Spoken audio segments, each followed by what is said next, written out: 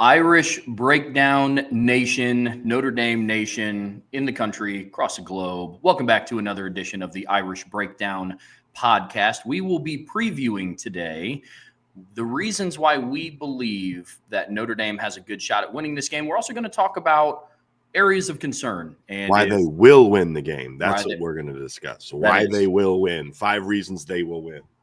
And we're also going to talk about some areas of concern. If we don't get the outcome that we want, we're going to give our reasons as to why. We're going to talk through some game wreckers after that on the offensive and defensive side of the ball. But again, Brian, we're 4 days out from Notre Dame playing for the national championship. It's something that I haven't gotten to say since 2012, and I was 15, and I was still a freshman in high school the last time that this happened. So the prep all week has been really, really exciting. And I'm ready to look, man, I'm at the point in the week where I'm kind of just ready to watch the game. Mm-hmm. You know what I mean? And it's tough. We still have the entire weekend to go. We're going to be cranking out good content along the way. I'll be honest with you, Trev. I'm kind of happy the game is still 4 days away because I have a lot of written content I wanted to get out that I haven't gotten out because when I'm not doing a show, I'm basically curled up in the fetal position with how sick I've been the last couple of days or breaking down film. So I'm hoping that over the next couple of days, I'll be able to get a lot of that content out, and there's still some videos I want to do, but hey, man, we're here. We're doing it. 4 days today. Friday, still Saturday, pod Sunday. like champions. Yes, sir.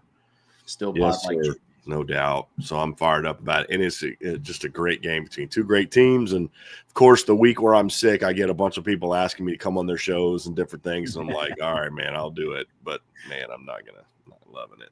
But I'm excited about it. I'm excited what we're going to talk about today. And I'm excited about we're going to have Bice a Hole tomorrow.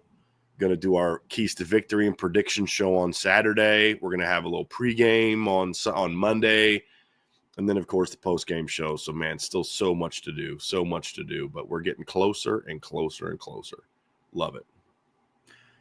I'm ready to jump into everything that we're going to talk about today, Brian. But with all the awesome things that we're going to talk about today, something caught your and I's attention yesterday during the Notre Dame players press conference after they got done with practice.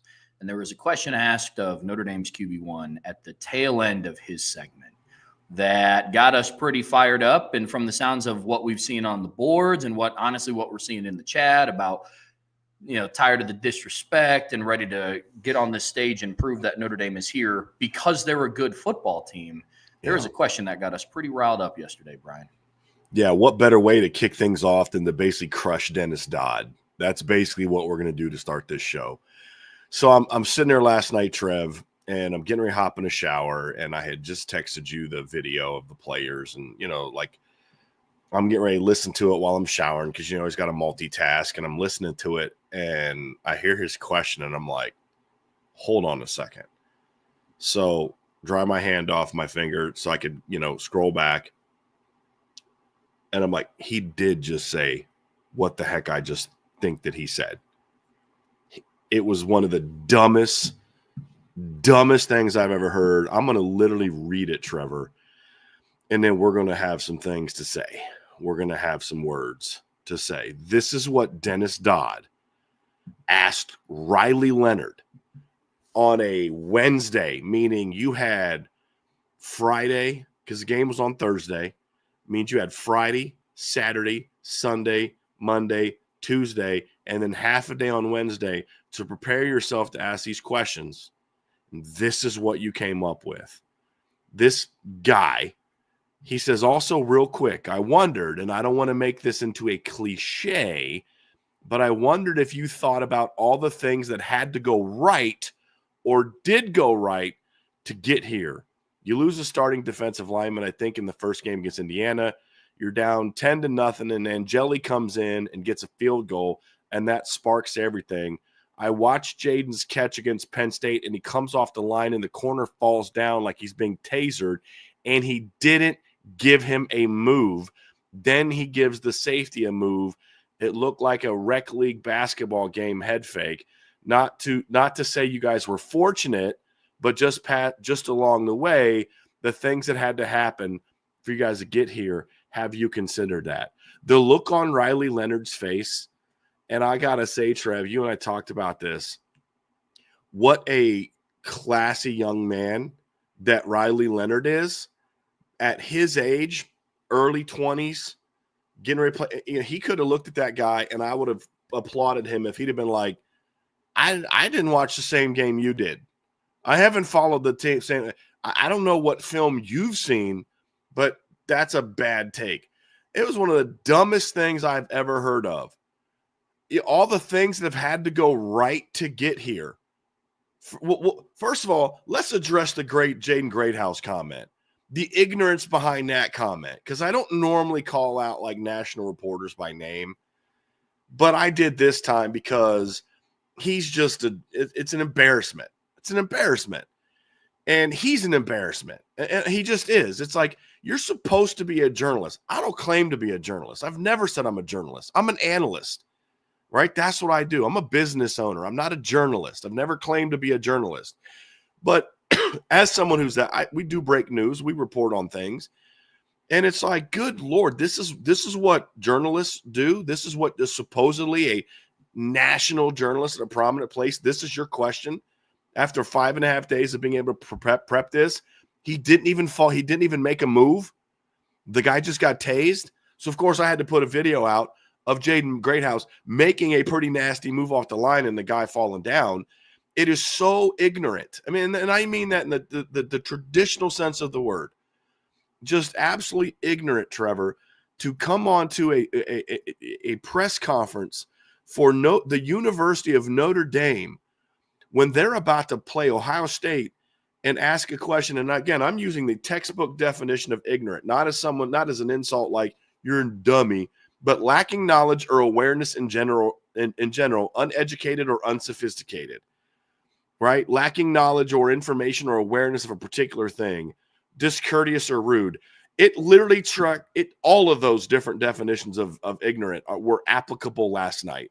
The disrespect that you showed Riley Leonard and Notre Dame by phrasing the question that way, combined with your absolute utter lack of knowledge and ignorance about this football team and how they got here, is a joke. It's a freaking joke. You should be ashamed of yourself that you actually asked that question and made those comments. You know, like, yeah, Notre Dame just kind of, during this 14-1 run that they won 12 games by double digits and have literally until the Orange Bowl had not trailed in the fourth quarter or even been tied in the fourth quarter of a game since September 7th, everything went right for Notre Dame. To sit there and say he didn't make a move, like you know, it's like angels. And like, I was talking to somebody who also is on the Notre Dame beat yesterday, and we were talking about that. And he's like, you're going to act like, after looking at his team, like this is some sort of angels in the outfield situation. You know what I mean? We're like, there's some, you know, angel who's a Notre Dame fan. It's like tripping Penn State players at the line of scrimmage to help Notre Dame get to, you know what I'm saying? Like, what are you talking about? Let's not forget the fact that when that play happened, Notre Dame had 2 starting offensive linemen at the game sitting on the sidelines with injuries. Notre Dame's starting X receiver was sitting on the sideline with an injury. Are we gonna talk about that? It's just pure ignorance to say that about that particular play. But then to have the audacity to talk about, not to say you guys were fortunate, but just along the way, all the things that had to happen for you guys to get here, like dominating every team you played until Penn State, all the things that had to go right, as if like Jaden Harrison's kick return was a play that like was somehow some sort of fluky play where a Georgia guy hit Harrison and the ball goes up in the air and a Notre Dame guy recovers it and runs in for a touchdown. Like, really? You know, like Travis Etienne's about to run for a touchdown and he just drops the ball for no reason. It has nothing to do with Adon Schuler putting his helmet on it. It has nothing to do with Notre Dame having an elite running back that just outran it. I mean, literally gaining 18 more yards or 28 more yards on one play than Indiana gave up on average this entire season. Like, really, this is what you're going to say? A team that, Trev, they have had 7 starting or rotational defensive linemen miss multiple games this season. Jordan Patel, your starting Viper, goes down for the season in the 3rd game. His replacement, who was playing dominant football, goes down for the season 2 games later. During that same time, Josh Burnham missed multiple games with an injury. He missed, I think, 3 games with an injury. He was basically a co-starter at defensive end. He then has to move to Viper because of all the injuries at Viper. And then Howard Cross gets hurt middle of the season against Florida, or actually late in the season against Florida State, misses the rest of the regular season. He's nowhere close to 100%. Then Riley Mills goes down with a seasoning injury while sacking Curtis Rourke in that game. Jason Onye goes out for the season with a non-football related issue, and Gabriel Rubio missed like the first third of the season. They lost 7 guys off the defensive line depth chart. Those are dudes that were playing, that were starters. Literally, RJ Oben's the only starter that hasn't missed time this year. That's it. And then you go to your, I don't know, like that guy named, what's that guy's name that's like a really dominant cornerback that held Marvin Harrison to less than 100 yards in 2 games played? The guy that shut down USC when he played, picked Caleb Williams off. I'm trying to remember. He was a preseason All-American at cornerback at Notre Dame. Oh, yeah, Benjamin Morrison goes down for the season in game 6. You've now played 9 games without him, and you still have the top-ranked pass defense in college football. I mean, your starting left tackle goes down in the opener. You literally put up 27 points and 200 and over 300 yards of offense in 31 minutes against Penn State with your third-string left tackle in the game. They've had 4 different offensive linemen miss. Actually, it's now going to be 5 miss games. Charles Jagasaw gets hurt in week 1 of fall camp. Ashton Craig goes down for the season in game 3. Billy Schrouth goes down in that game also and misses 4 games. Now Anthony Knapp is down, and then Rocco's been hurt since the first half of the Indiana game. Seriously, you're going to talk to me? Cooper Flanagan's out for the year. Bo Collins missed most of the game against Penn State. You're seriously going to talk to me about fortunate for a team that's only one of 3 teams in college football to rank in the top 10 in scoring offense and scoring defense? A team that's won 12 of their 14 games by double digits and led by double digits. In one of those 2 games, they didn't win by double digits in the fourth quarter. A team that until the Orange Bowl had not trailed in the second half of a game since September 7th. You're going to go out there in your big moment to ask the starting quarterback at Notre Dame on the verge of a national championship how this team is fortunate to get here. A quarterback who, by the way, missed all of spring ball, who couldn't run outside of the first drive against Northern Illinois because of a shoulder injury and has been playing all year with a shoulder injury. And you're going to talk to that kid. Oh, and by the way, your elite running back has not been close to 100% since the Saturday after Thanksgiving. And you're going to ask that kid how they're fortunate to be here? Are you serious? You're a joke. I'm so sick and tired of the lazy narratives coming from lazy national reporters. Bro, this is not 2002. This is not 2012 where you're beating BYU 17-14 and Michigan 13-6. And you've got to come from behind to beat Purdue. This team is dominant. And I don't have any clue what's going to happen on Monday night. Because you know who else is a dominant, freaking really good football team? Ohio State. But if by now, 15 games in, you still think this team is winning with smoke and mirrors, I'm trying not to say like bad words. I'm not trying to call them names. But it's hard not to. Because it's just ignorant. It's lazy. And it's ignorant. And you're still talking in narratives that were true 5-10 years ago, but they're not true now. And because you're not smart enough, or you have too much of a bias, or you haven't paid attention enough, and you're pretending like you know what you're talking about, you embarrassed yourself, dude. And your network continues to embarrass itself. Don't even get me started on the guy that's the lead recruiting guy for 247, which is part of CBS Sports. That joke of a professional. You know what I'm saying? So I guess it kind of fits with kind of who CBS Sports has become, sadly, at least from a college football writer standpoint. There's still some great people that cover CBS Sports. I love listening to their inside college football show. But It's ridiculous. It's so lazy to ask Riley Leonard. He called the disrespect. He said Jaden Greathouse's move on the safety looked like a rec league basketball move. Game head fake. Are you effing kidding me? So I guess Allen Iverson made a career off of guys getting tased from, the Angels in the outfield. Like, it was such a disrespectful comment to make. Like, this clown goes out there and asks Riley Leonard that question. Not to say you guys are fortunate. You literally just said it, you idiot. But just go along, just along the way, the things that had to happen for you guys to get here. Have you considered that? Yeah, you know what I've considered? This is a really well-coached football team with a lot of dudes that are going to be playing in the National Football League and are going to be dudes in the National Football League that has allowed them to overcome injury after injury after injury after injury, because this is an incredibly loaded football team.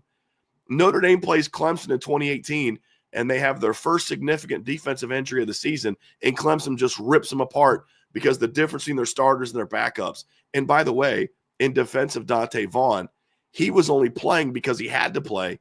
They had nobody else. He was also injured with a back injury, but he had to play. But now this team loses Benjamin Morrison, and they put a dude that becomes the Football Writers Association of America Defensive Freshman of the Year. Second time in 3 years, by the way, that Notre Dame has had a cornerback on the Freshman All-America squad. So, Trevor, it is embarrassing to see this. It's embarrassing and this has nothing to do with Ohio State. This has nothing to do with saying Notre Dame's going to go kill Ohio State on Monday night. This is to simply say, if you still don't know what this team is, you're the problem. Not Notre Dame, not Marcus Stream, not this team. You're the problem. Your laziness is the problem. Your ignorance is the problem. Your bias is the problem. Your unprofessionalism is the problem. That's the problem. And if you want to come at me, at Coach D178, you can find me there. Brian at irishbreakdown.com. You can find me there. If you want to come at me, feel free to come at me, because I'm tired of this. It's disrespectful to this team, and it's also disrespectful to the profession, because there are real journalists out there trying to do their job and do a great job. And I grew up watching, reading those people. I grew up reading Lou Samoji and Tim Priester, true professionals. And I got to listen to this clown. You know what I mean? You're an embarrassment. That was an embarrassing, disrespectful question of a team that's 14-1 and has played dominant football all year. And to say rec league, basketball league head move, you're a joke. You're a joke. So, Dennis Dodd, you should be ashamed of yourself, dude. And I'm going to call you out. I don't normally do that, but I'm going to call you out because that was embarrassing. It's a joke. So that's how I want to start today's show, Trev, is to call that crap out, because and again, shout out to Riley Leonard, because the way he handled that was total class. I would not, even at my age now, as you can see, I don't handle it the professional manner that Riley Leonard did. And I often wonder, did this guy really just say that? Did he really just ask me that question? But he handled it like you would expect Riley Leonard to handle it, with class and professionalism. But I'm going to say what he hopefully wanted to say. But if he didn't, I'm going to say what needs to be said, because you're a joke. We call out players in the media when they do something wrong. When we do say stupid things, we should get called out for it. And so that's what I'm doing. But the Notre Dame coaches and players have too much class, too much respect, and they're too focused on things way more important than Dennis Dodd to do that. So I got your back. I'll handle the small business. And that's what he is. So that's my 2 cents on that one. Yeah, I can't say I don't blame you for starting the show out that way, man. I mean, when you called and told me about it, I was right. I write the articles that kind of cover the press conference. And when that question was asked, I was just in the middle of typing. I was going through and editing the article. So it didn't really register with me. I kind of more listened to Riley's answer. You know what I mean? And then when you asked me to go back and watch it, I did. And it was, again, it was shocking. I'm not going to beat a dead horse. It was all the above. It was ignorant. It was lazy. It was disrespectful. To me, look, I've been a Notre Dame fan my entire life.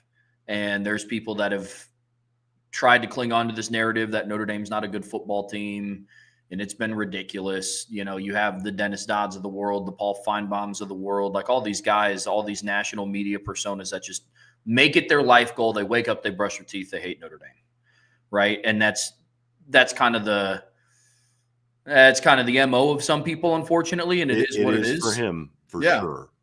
But I think for me, where the line was crossed, and this is how I am with sports, it's how I am in life. It's, look, you don't have to like something. That's fine. To me, it's like I don't like disrespect. That's my biggest issue, right? Along with all of the other things that you had listed.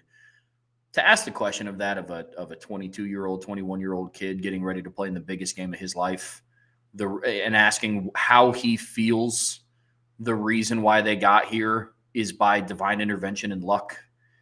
Like that shit, it's disrespectful. It's disrespectful to the sport. It's disrespectful to the team. It's disrespectful to the coaching, disrespectful to Jaden Greathouse, disrespectful to Riley Leonard. You know, the list goes on. And I think that's what's the most frustrating thing for me is I've never been somebody that handles disrespect well, nor will I ever. And that's what got me fired up the most about that comment. Look, if you want to try to drive home the narrative that Notre Dame is not fast and they're not athletic and they're not good, and you're going to come at it from the angle of, we don't understand why, but they just find ways to win. I think it's a stupid narrative, but for this team. Yeah. This team. Yeah. Like I won't disagree, or I won't agree with your take, but if that's your mindset around it, of they just find ways to win. They might not be the fastest or the strongest, but they got the will to win. I think it's a stupid take. But if that's going to be your thing, that's fine. But once you start insulting like how players perform on the field to the guy that threw him the ball, right, is crazy. He didn't make a move, false. And then he called it and this is a direct quote, it looked like a rec league basketball game head fake. That's the one that got me. That's so disrespectful. Yeah. So disrespectful. Yeah. I mean, Trev, that's been true of past Notre Dame teams. Sure. There are past Notre Dame teams that were if Notre Dame would have, let's just say, because it was like if Georgia would have beat Bama in the SEC title game in 2021, Notre Dame would have made the playoff. That team was fortunate to be there. Very fortunate to be there. I mean, you talk about the late game heroics against Toledo. You beat a 5-7 Florida State team in overtime on the road. Jack Cohn has to come off the bench after getting benched. Comes back in the game against Virginia Tech. Not only throws a touchdown pass, but they needed the 2-point conversion to tie the game. That team, sure. Yeah, all right, cool. That team was a little smoke and mirrors. To call this team that team didn't belong in the college football playoff. You want to go back to Ty's first year and some of the lucky breaks that they had? You want to talk about the year Notre Dame made the Fiesta Bowl with Matt LaVecchio at quarterback? Sure. But this isn't 2002, dude. Yeah.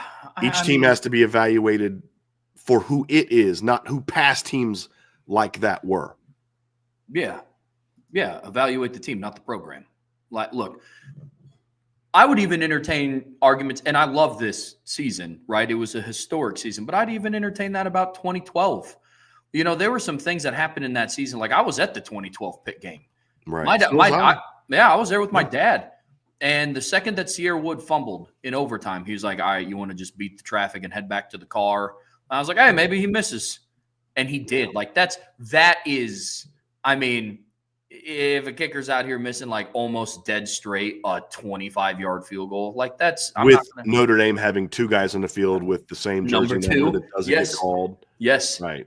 Yeah. When Chris Brown and Bennett Jackson were on the field at the same time, that doesn't get called. A 25-yard field goal is missed. Sure. You want to talk about how you had some miraculous little sprinkle of magic in there to get you to the national championship? Sure. Yeah. You had to have Oregon and Kansas State lose in the same weekend at 1 and 2, and they didn't play each other Yeah, Right. sure. Come from behind victory over a not very good Purdue team. You got lucky with a red zone touchdown to ice the game against, a red zone interception to ice the game against Michigan. You had to go to overtime. You need this goal line stand to beat Stanford. You only beat BYU by 3. You talk about the Pitt game. You barely, your ugly win over Boston College. You need to break up a pass late in the game to hold on to beat a not very good USC team. Cool. All right. That team, that was a miracle season. And almost every Notre Dame fan I know will say that. It was a miracle season. Like, it was just everything went Notre Dame's way that year. And that's fine. I can admit that. Yeah. Just like this is how lazy it is. Well, what's your prediction for this football team? Well, I think Notre Dame is going to win by at least, I don't know, 28 points. At least 28 points. Well, Brian, why do you say that? Why do you think Notre Dame's going to win by at least 28 points? Well, I mean, in 2020, the last time Ohio State was on this level, this national title game, they lost 52-24. And then 4 years before that, they played Clemson in the semifinals and lost 31-0. So that's just kind of who Ohio State is. I mean, they choke away these games. Did you watch them blow a chance to beat Georgia late in the game in 2022? You know what I mean? Like, man, Ohio State's not that. They're not that team. That'd be lazy and ignorant because that's not this team. That has nothing to do with this team. This team has earned their way through. I mean, this is a team that lost 2 games and is in the national championship. Why aren't you asking them that question? How fortunate are you guys to be here?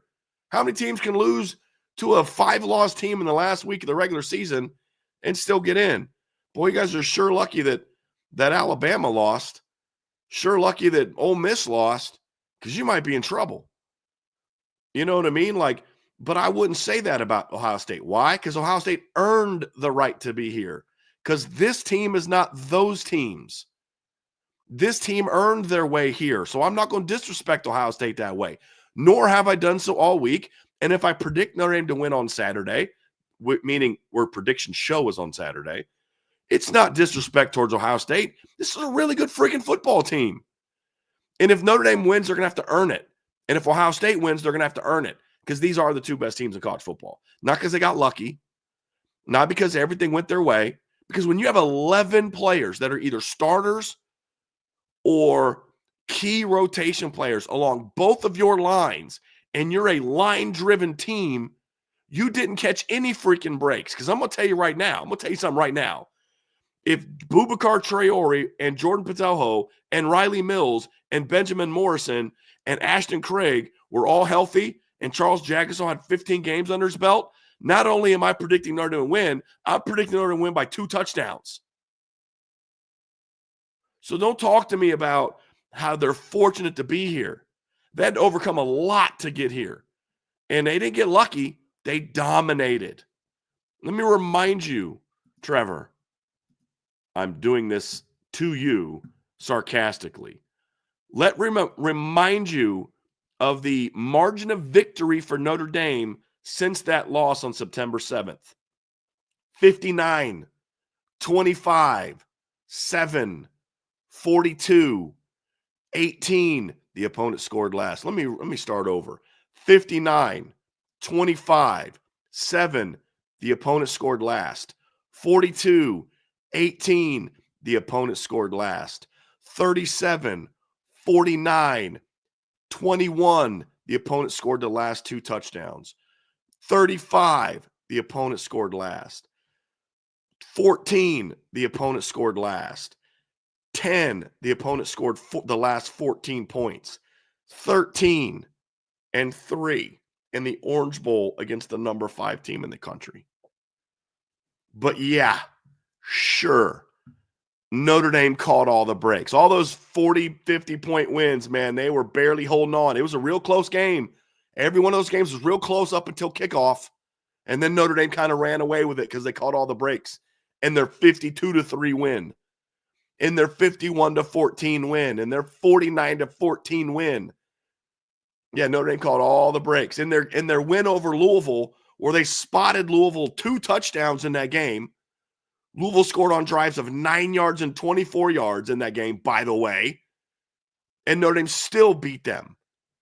So you can miss me with all this nonsense about how fortunate Notre Dame is to be here. They're here because they're one of the two best teams in college football, and they were that way every single day this year except for one day, just like Ohio State had one bad day. Losing by a point in Eugene is not a bad day. That's a pretty good day. That shows you that you're one of the best teams. The Michigan game was their bad day. And they proved, hey, look how – but when they rebound from a win like that, they're the best team. They're unbeatable. Look how they bounce back from their win. When Notre Dame annihilates 13 straight opponents, it's like, you guys are really fortunate to be here.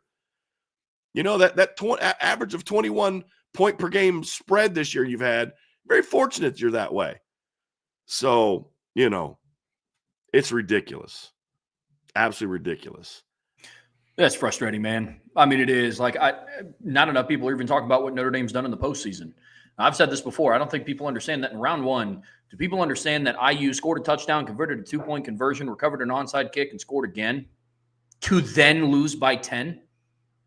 Right? Like, it's not like it was this back and forth and, you know, it was this really close game. It was 27-3 midway through the fourth quarter. Any other team does that, they wipe the floor. They're dominant. Who beats his team? If Notre Dame does it, it's divine intervention. It was magic. It was luck. It's the luck of the Irish. They beat the SEC champs throwing for 90 yards. And you can miss me with the whole, well, they got a kick return. Yeah, that didn't plague Ohio State. You got to earn that. Punt return for a touchdown. Right. You got to freaking earn that, Trevor. It's not like it accidentally happened. That's what I'm saying. Look, teams like Ohio State, and this isn't a shot at Ohio State, but teams like Ohio State win that way. They win by their defense being great and giving their offense short fields. They win by scoring on special teams. When they do it, they're a gritty team that finds different ways to win and win convincingly. Notre Dame does it, and it's magic. There's a magic wand looking over this team, and Touchdown Jesus just follows them to every single football game that they play to just make sure a little sprinkle of the luck of the Irish gets in. Now, that's the narrative that I'm tired of, if I'm being honest. And spoiler alert here, guys, it's going to happen too if Notre Dame wins a national championship.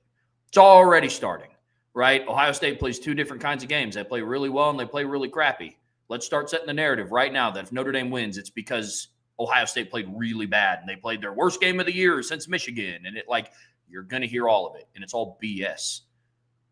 But I think that's the most frustrating thing for me is why is it that when most teams in the country do well and make postseason runs and win New Year's Six bowls, it is, who beats this team?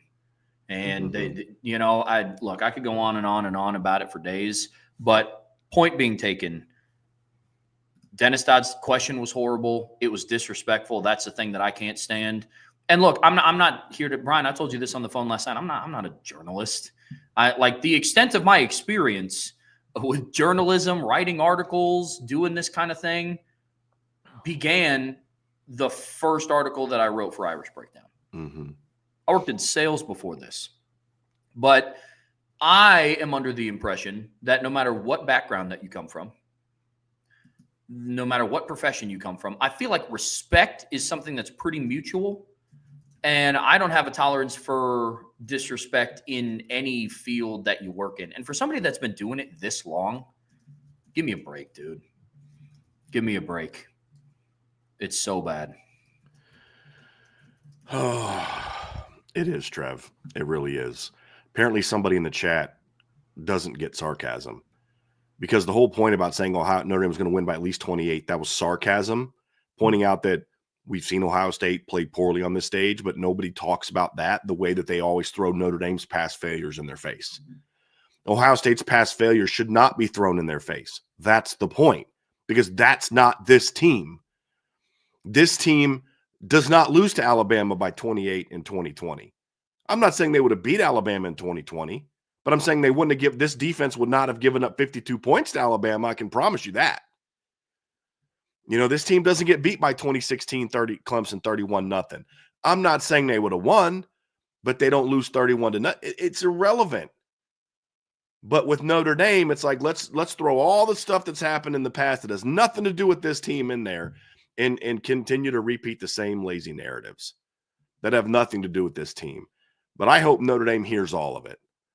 I hope they hear every single freaking word. And I told y'all last week, you remember what I said in the show, Trevor, after the Marcus Freeman, James Franklin press conference? I said, look, Marcus Freeman had a look about him in that game. That's not a smart move by James Franklin. And we found out after the game that I was right, that Freeman was pissed coming out of that play. You had two different players talked about that. Xavier Watts talked about that after the game. That whatever was said, he said, I don't know what was said, but whatever was said, coach was pissed. You know what I mean? Because they hear that. And it's not about saying like Notre Dame needs extra motivation, but it's like, look, if you're going to give me some, I'm not going to turn it down. You know what I mean? Like, I'll take it. And it just it's embarrassing. I can promise you that the Ohio State players don't have the same ignorant view of this Notre Dame team as the national media does. I promise you that. Because these kids are smart. These are veteran players. These are guys that have been around. They've seen a lot. They're watching film and saying, it's a little different team than the one we played last year and the year before that. You know what I mean? I promise you that. Yeah. I promise you that. And the team that they played last year took them down to the wire. Chip Trainum scored with 1 second left on the clock. And, you don't hear me talking a whole lot about last year's game. Why? Because both of these teams are better than they were last year. Mm-hmm. They're different teams. Yep. Both have new offensive coordinators. Both have new quarterbacks. They both lost guys in the NFL. Last year's game doesn't have a whole lot to do with this year's game. Riley Leonard said it perfectly. He said, if you need to focus on last year's game to get motivated for this game, there's a problem, right? This is not the same Notre Dame team as last year. It's not the same Ohio State team as last year. They're better on offense and defense. Notre Dame's better on offense and defense. And so, I mean, you haven't heard us talk a whole lot about revenge for last year and all that in this game because it's not about that. It's about winning a championship. And you've got the two best teams in college football in 2024 playing for it. And neither one of them got lucky. But if you're going to argue that one team did get lucky, I'm going with Ohio State, who lost a late season game, who got very fortunate to beat Penn State and Nebraska in the middle of the season. Now, fortunate in from the standpoint of what people talk about as being fortunate. Penn State throwing an interception in the end zone late in the first half to take away a touchdown. That negates the one that people, Ohio State fans say, well, if Will Howard doesn't fumble the ball in the end zone, yeah, and if Davison Igbinosun doesn't get the most lucky interception ever in the end zone later, then those things negate itself. It's 20-13. Penn State's got the ball first and goal inside the 5. They couldn't score, partly because they couldn't get it done, and partly because Ohio State made a stop. But that would be considered very fortunate if we were talking about Notre Dame. Nebraska having 3 opportunities to win that game in the fourth quarter, a very mediocre Nebraska team. If Notre Dame had a game like that in the middle of the season, that's all people in the national media would talk about. That's all they would talk about. But you know what Ohio State did in those games, Trev? They made the plays they needed to make to win the game. That's called being a champion. And that's what Notre Dame has done, except that Notre Dame didn't need those kind of come from behind moments or late game stops to beat those type of teams. They did them to keep USC from coming back from a 14-point fourth quarter deficit. You know what I mean? So I just get tired of it. So you should be ashamed of yourself, dude. And if you want to come at me, you can come at me, but that would probably be a real bad idea. Real bad idea. So I'm tired of it, and I'm going to start calling this crap out. When it's this bad, like if a writer for ESPN goes and said, hey, I think Ohio State's the better team, and here's why Ohio State's going to win. All right. Fine, that's fair. You don't have to be like, this isn't about, you don't pick Notre Dame to win, you're a hater. No, there's a lot of good reasons to pick Ohio State. But this is about laziness. This is about crap narratives that are anti-Notre Dame. They're not even misguided because of who it is. If it was some just guy that didn't really, wasn't a prominent national writer, I'd be like, look, he probably doesn't know. He can't study all these teams. But this guy has a history of this kind of crap with Notre Dame. And that factors into it as well, and I'm tired of it. And since I have my own show and I run my own business now, I can talk about whatever the heck I want to talk about and whoever I want to talk about. And when you act like a clown, I'm going to call you a clown. When you act like an unprofessional jerk, I'm going to call you an unprofessional jerk. So, and if you want to talk to my boss, his name's Brian Driscoll. He lives in Granger, Indiana. And you can find him at Coach D178 on Twitter, feel free to reach out. We can have that conversation. So that's all I got to say, Trev. I'm a little fired up, man. I'm looking forward to having this next conversation, breaking down the game. But I needed to get all that out because it's been building up inside of me.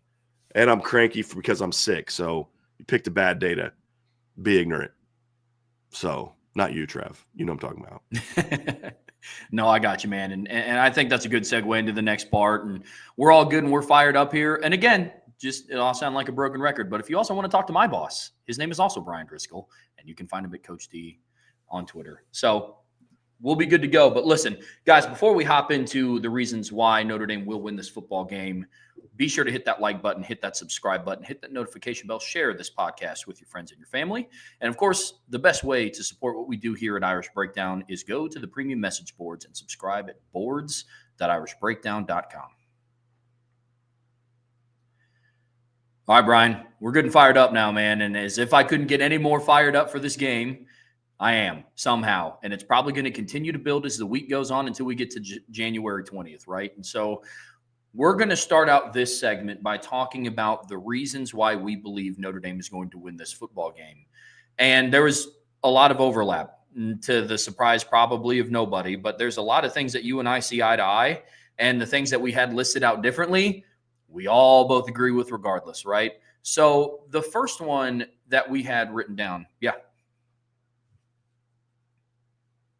Before we dive into the specific five, I did want to kind of address a couple things first and talk about what makes this situation different. And this is going to be somewhat relative to what we just discussed in the previous section, not in response to what was said, but about what makes this team different.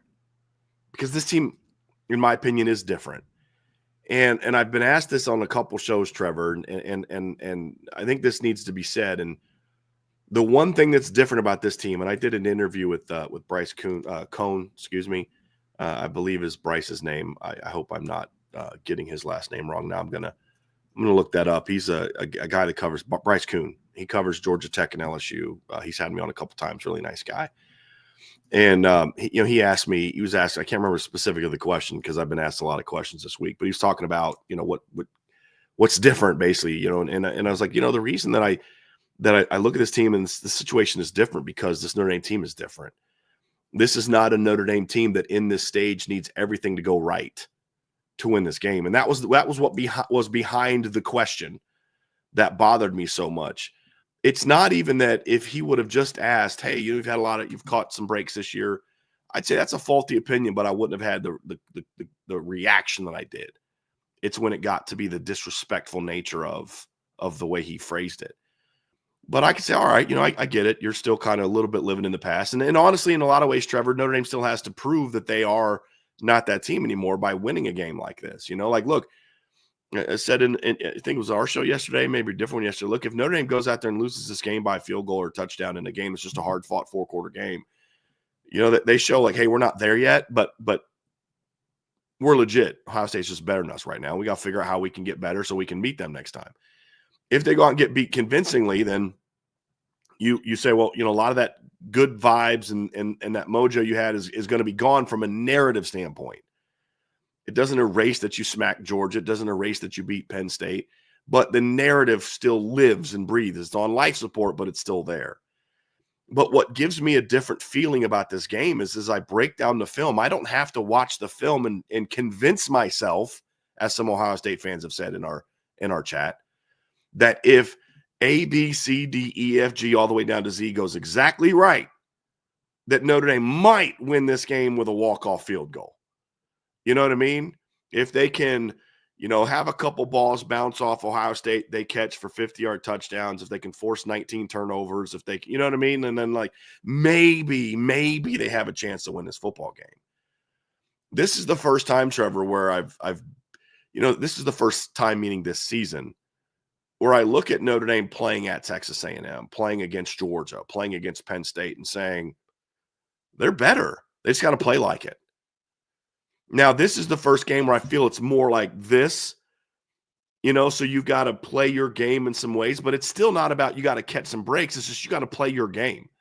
You can't afford to get away with some of the things you got away with against Georgia because you're not as You're not better than Ohio State in the ways that you were better than Georgia or Indiana or even Penn State to a degree. So it comes down to you've got to play your game. And a lot of these things we're going to talk about are going to be about what makes this Notre Dame team capable of playing their game. In 2020 against Bama, you need to play your game to the best of its ability in every phase. And then maybe if you can catch a couple breaks, you might be able to pull off a big upset win. Same thing against Clemson. Clemson 2018 was more evenly matched, but you needed some things to go right in that game as well. They almost did. If it wasn't for some bad officiating overturns, I still say there's no reason to overturn that fumble that would have given Notre Dame the ball inside the 15-yard line against Clemson, the fumble kick. But the point is that these are two outstanding football teams, and Notre Dame doesn't have to take a back seat, and people will focus on Ohio State's talent and all that. And there, it's all true. Like, there's not one thing I've disagreed with about what I've heard about Ohio State. They're really talented at receiver. Best receiving corps in the country. All right, cool. One of the best running back rooms in the country, arguably the best. Okay, I don't think it's the best, but as we've said all year, I think it's third. You know what I mean? Behind Notre Dame and Penn State, they're all really, really good. You know, hey, great, very experienced lockdown defense. All right, facts. Two excellent coordinators. Agree. We're on the same page. The issue is that I think that people aren't giving Notre Dame its proper respect and acknowledgement for how good they are. That's where my beef comes from. It's not, this isn't a very good Ohio State team. This isn't that. Let me tear down Ohio State. I don't need to tear down Ohio State to make Notre Dame look better. I can acknowledge that Ohio State is an outstanding football team. And when they play their best football, they're incredibly hard to beat. The difference is now, I also feel that way about Notre Dame. When they play their best football, they're incredibly hard to beat. Matter of fact, when Notre Dame plays anything close to an A- game, they're hard to even be like within 2 touchdowns against. We've seen them play C+ games and destroy people because they're just that much more talented. And that's the difference. And so when we dive into these things, it's where my confidence comes from. Because like you and I, we talk and text throughout the day when we're watching film. And I'm like, dude, bro, did you see this clip? Did you see that clip? I got a video breakdown on the board of the first quarter against Penn State. You should check it out, everybody, if you're a member there. And I looked at several different plays, and I'm like, yeah, Penn State got after Notre Dame in the first quarter, but Notre Dame had like 5 or 6 plays that if they just execute, not execute to this elite ability, but if they just execute, a receiver makes one block, Riley Leonard properly takes a proper angle on speed option and just gets the ball out to Ja'Marr Price. If Emil Wagner just blocks Abdul Carter for a half more second, Notre Dame might be up 14-0 on Penn State. And then when they finally cleaned it up, then they rolled Penn State and outscored them 27-14 in the last 31 minutes of the game. But they were on the verge of doing that in quarter 1 and quarter 2. So that's what we said. Notre Dame didn't complain. We're close to their A game against Penn State and still beat them. So that's the difference, Trev, as we dig into this conversation about the 5 reasons we think Notre Dame's going to win and the 3 concerns. It's about this team is capable of doing this if they just play their game, and this is what playing their game looks like against Penn State. And then the second part will be this is what not playing your game looks like, and that'll be what gets you beat. So I just wanted to kind of intro that a little bit before we dive into this, because I think it needs to be part of the conversation when you look at matching up this game. If you're being honest and you have any idea of who Notre Dame and Ohio State are, because I promise you I've watched a lot more Ohio State film than a lot of Ohio State people have watched of Notre Dame. And if you have an honest assessment of both teams, I think you're going to look at this game and be like, these are 2 really good football teams. And I could see it going anyway. And we're going to talk about what we think Notre Dame needs to do and what they will do to win this football game. That's what makes this matchup so great, Brian. I mean, this is what you would expect out of a national championship, right? Because all the things that we had said about Notre Dame is if they play their game and they don't need some, miracle to pull off this and bring home their first national championship since 1988. The same could also be said for Ohio State. Brian and I aren't upset because we believe that, people aren't giving Notre Dame the respect, as in people don't believe that Notre Dame will blow out Ohio State. The narratives about Ohio State of them being an explosive team and they're able to win these types of games and they've looked impressive in the playoffs and they have great coordinators and great skill position. Like, that is all true. They have great defense. But the same is also true for that team in South Bend that nobody's talking about. And that's where a lot of the frustration lies. So that's what makes games like this so fun. This is what you want out of a national championship game. You don't want to watch a game that's just not close. One team is clearly outmatched, because we've seen that sometimes throughout the playoffs. We've seen it in the BCS era. So for all those reasons, it's why I'm excited to dive into it today, Brian. And for all the reasons that you had listed out, the biggest one, not key number one, but the number one thing that you and I both had in common for this was, unlike other seasons, Notre Dame is going into this matchup where there's not a clear advantage across the field for the coordinators. And this has been true of Notre Dame throughout the postseason, right? We've seen it all season long, really, if you want to even take it back to the regular season. But they faced Mike Shanahan at IU, who led a top 10 offense for the Hoosiers this year. They faced Kirby Smart and Glenn Schumann at Georgia. And we all know the defensive mind of Kirby Smart, right? They faced Andy Kotelnicki and Allen at Penn State. They faced Lincoln Riley at USC all season long, and they won every single one of those matchups. It's one of those things where in years past, you kind of look at it and it's like, okay, yeah, Jim Knowles holds the advantage over Jared Parker. And I respect Jared Parker, what he did and what he was asked to do, and stepped up and became a first-time offensive coordinator and broke a scoring record in the same year. Like, that's noteworthy, right? But then when you get into big games and you're weighing advantages and you're kind of discussing tail of the tape, the advantage goes to Jim Knowles, right? But now Notre Dame is in a situation where they have Al Golden on defense. They have Mike Denbrock on offense. And yes, this is also Mike Denbrock's first season back in South Bend.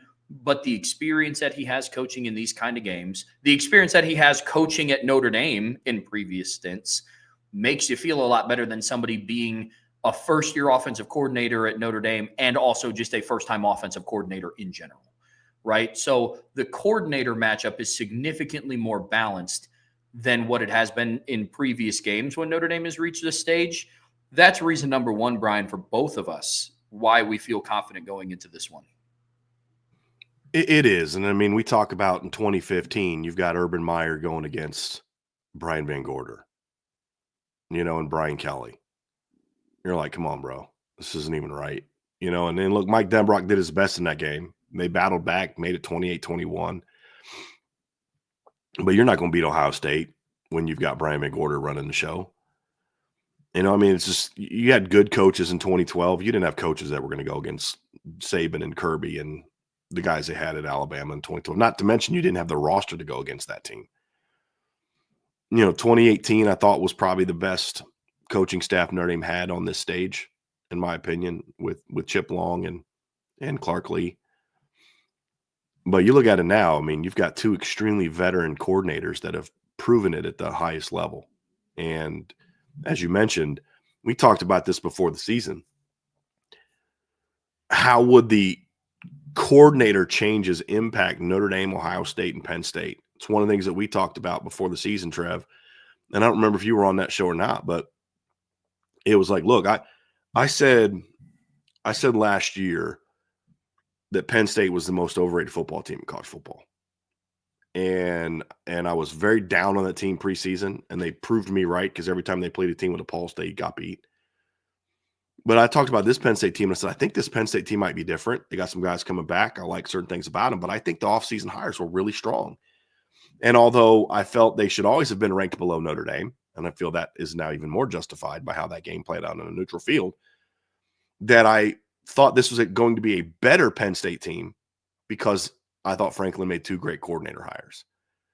And I felt the same way about Ohio State, that I Ryan Day giving that offense over to someone like Chip Kelly and now pairing him with Jim Knowles is going to make Ohio State a legitimate force, even though this is not a typical Ohio State roster at certain spots. Will Howard's had a heck of a year, but he's not C.J. Stroud. He's not Dwayne Haskins. He's not those guys. And this receiving core is really good, but they've had units as good as this one. Like last year, they had one this good. They've had way better offensive lines than the one they have now. They've had better defensive lines than the one they have now. And that's not to knock this defensive line, but it's like, go look at that 2014, 2015 defensive line, and that's more like, yeah, this is a really good secondary. This isn't as good as the 2015 secondary that literally had backups that became first-round picks. But it's a great team. It's not their best roster, but it has become one of their best teams because of coaching. And the reason that I feel confident that Notre Dame can and will win this football game is because I do believe that Notre Dame has the coaching staff to go toe-to-toe with this group. We saw it against Penn State. We saw it against Georgia. They outcoached Georgia. We saw it against Indiana. We saw it all season against other good Jeff Brom.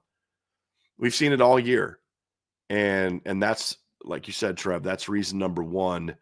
My way I wrote it was the improvement coordinators helped close the gap. And that's reason number one. Because why? I have greater faith that the players will be prepared to play their best and will be put in position to be successful. I feel much better about that now than I ever have when Notre Dame has been on the stage. Forget the talent that's behind it. We'll get to that. But I've never been more confident. The only other time I was this confident that the players would be put in position to be successful was probably 2018 against Clemson with Chip Long and Clark Lee.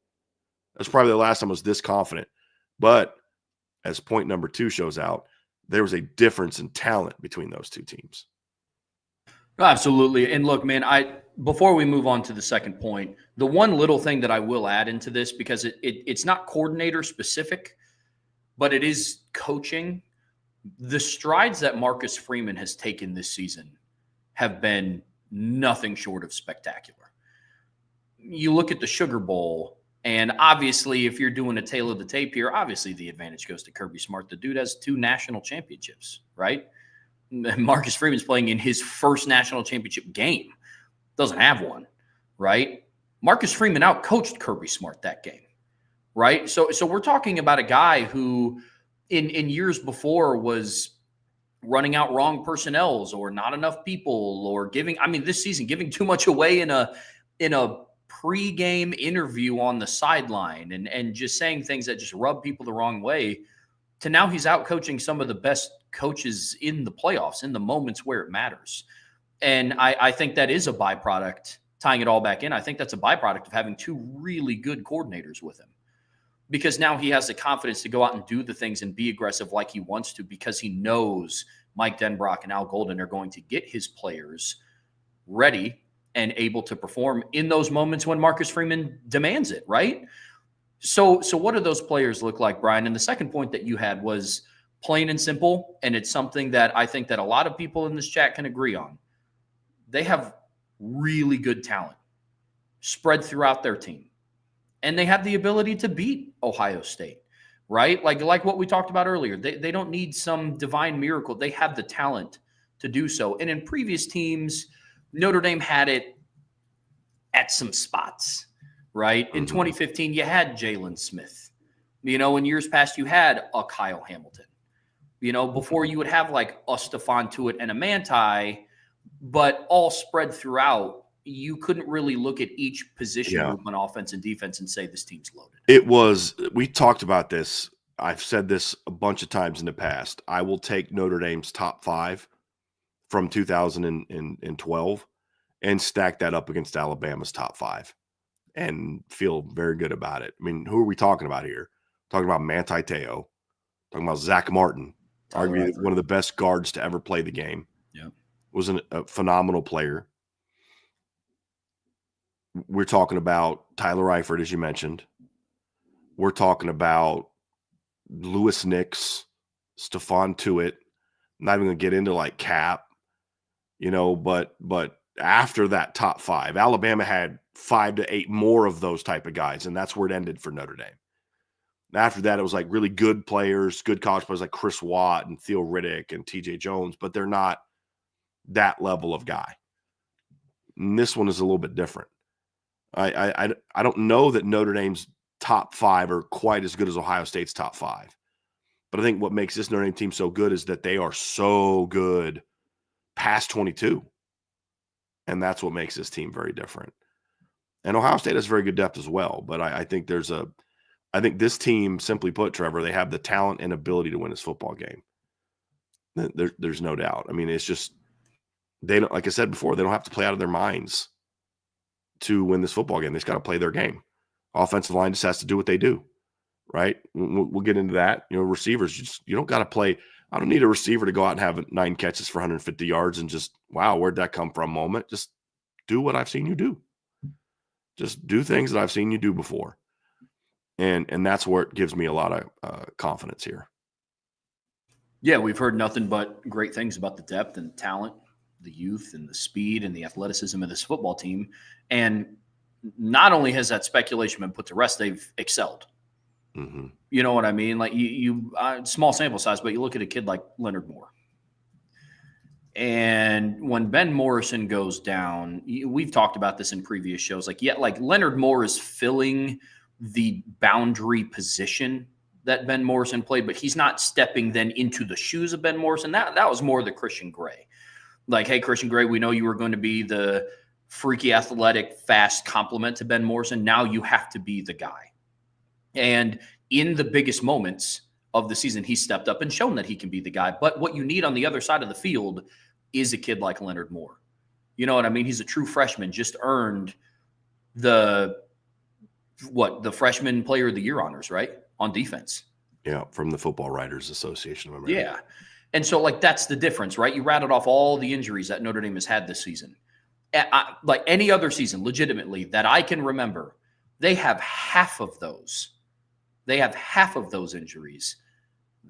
They don't get 14 wins on a season, let alone all postseason win, right? At that stage, right? Like maybe they get a postseason win because they go play in the Tax Slayer Gator Bowl, right? But not to this magnitude, right? They're not getting a round 1 playoff win. They're not winning the Sugar Bowl. They're not winning the Orange Bowl with all these injuries stacked up. And then you had more injuries happen in the Orange Bowl. You know, you lose Riley Mills against IU. And so Notre Dame absolutely has the depth and the talent to compete. They have the depth and the talent to win this football game.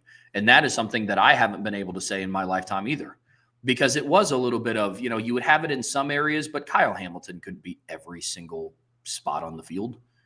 Isaiah Foskey couldn't be every single position on the field. Jalen Smith couldn't be every single spot on the field. But now you have guys at every single level that can step up and make plays and be game wreckers and things that we're going to talk about later.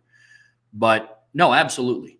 Absolutely. And the next piece of that too is you use postseason performances to back up that narrative, back up the fact that they have the players to go and make game-changing plays.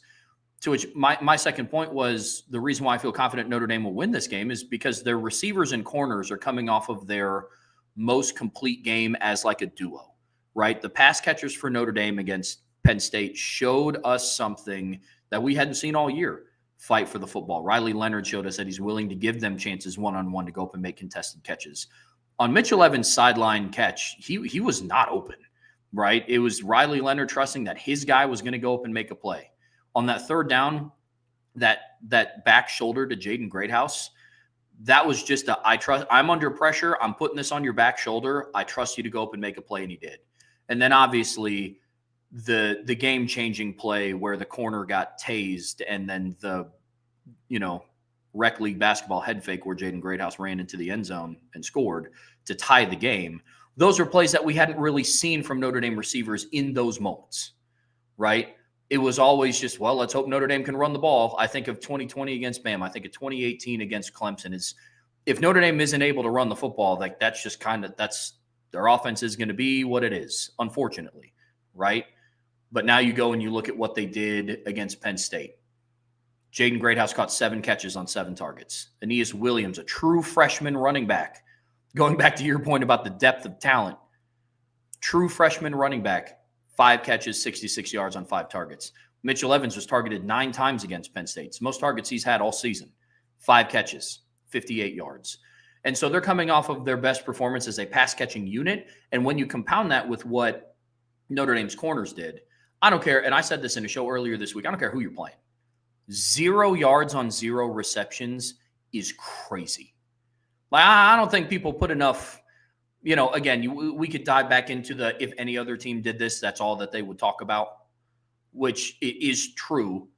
But imagine if Denzel Burke and Davis Igbinosun didn't allow a single reception to any of the teams that they played in the playoffs at wide receiver.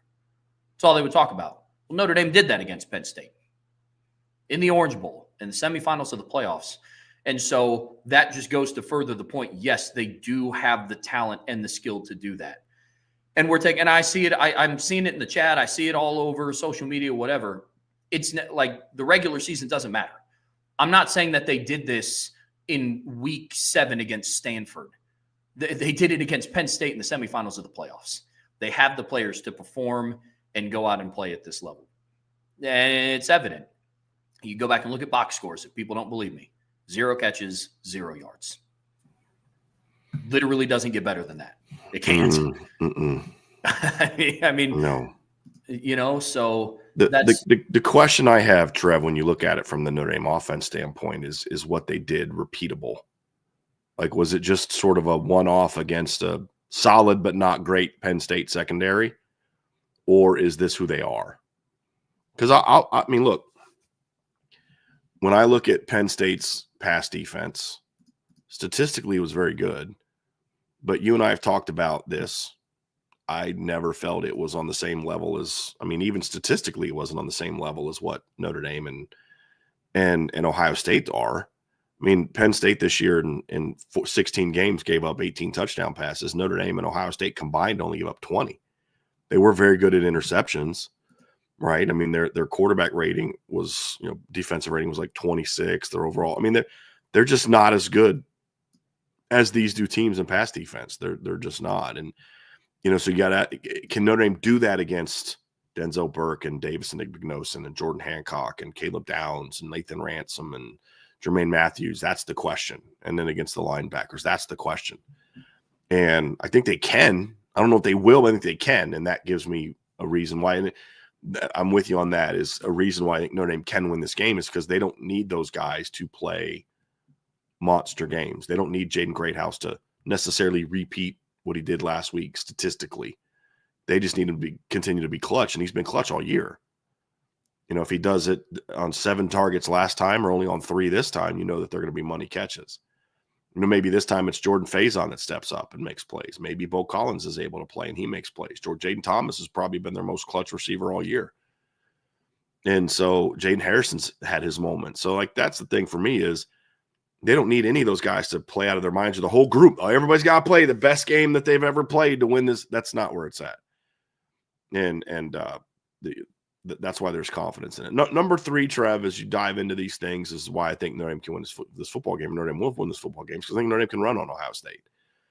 I think that's and not even necessarily man, boy, if everything goes right, I think they can run for $125. I mean, I think if Notre Dame plays well up front and blocks well on the perimeter, they're going to go big. I mean, look, we saw it last week. Now pass game wise, I think Ohio State's a much better defense than what they were last year, right? And then Ohio State's much better in the pass defense than what Penn State is. We've talked about that. The numbers back that up. Yeah. Run game wise, they're very similar. Very similar. Ohio State gives up 2.7 yards a play. Penn State's 3.1. Ohio State's given up 12 rushing touchdowns. Penn State gave up 10. Ohio State gave up 90 rushing yards a game. Penn State gave up 102. I mean, they're very similar in that regard. And you look at, Notre Dame only ran for $117 against Ohio State or Penn State. I'm like, yeah, they didn't. But a couple things to think about is, number one, Notre Dame ran for 101 yards in the second half of that game. And then, as I pointed out in my video breakdown at Irish Breakdown on the message board, the premium board, there were 2 plays that if Bo Collins simply makes a good down, not even great, just get an outside shoulder on that guy, Aeneas Williams might house one. And if Riley Leonard takes a proper pitch angle on another speed option early in the game, Jerian Price probably scores on a 50-some yard touchdown. There are opportunities there. You didn't execute and capitalize. When you figured it out, Penn State couldn't stop you. And Notre Dame did that 101 yards without any long runs, which is normally what they get. They were just gashing Penn State in the second half. just creasing them 6 yards, 8 yards, 9 yards. I mean, that's what they were doing in the second half. Penn State gets a -4 on Jadari, and next play he runs for 13 to make it 3rd and 1. Like they were just gashing them. And I think that's where it gives me another reason why Notre Dame can win his football games. I think they can run on Ohio State. And Ohio State has a great run defense. It's not that it's not that at all. It's just I think when I break down the film, I think it's a really good defensive line, but I think you can move it. We saw it last year. As I said, I don't talk a lot about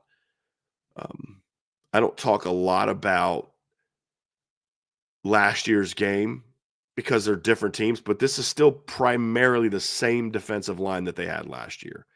Now, Notre Dame's offensive line is not the same, but the interior is pretty similar as it was last year. You were Zeke Correll, Pat Coogan, and Rocco Spindler inside last year. This year, you're Pat Coogan, Rocco Spindler, and Billy Schrouth. And now at tackle, we'll see. Or it could be Charles Jagasaw at guard and Tosh at tackle. It could be Jagasaw at tackle and Rocco at guard. But if you're going to run the football, a healthy Rocco Spindler at guard and Charles Jagasaw at left tackle, I think gives you a chance to run the football in this game. And if Rocco's not good and Charles Jagasaw replaces him, then you've got Tosh Baker at left tackle. I think he can handle himself enough to where he's not a liability in the run game and you can get a push in other areas. So I think that it's one of those things where I look at it, Trevor, and I said, I think they're capable of running the football with their running backs and their quarterback. And if they can get that part of their game going, which I think they can, and I think your reasoning for why you think they can make sense, which I know you'll get to in a second. I think that makes this Notre Dame team hard to beat. When they're running the football, they're hard to beat.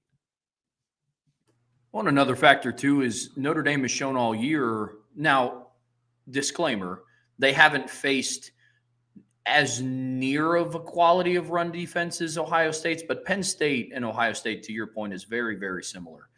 But you go back through and you look at who they faced this season. Texas A&M had a relatively decent rush defense.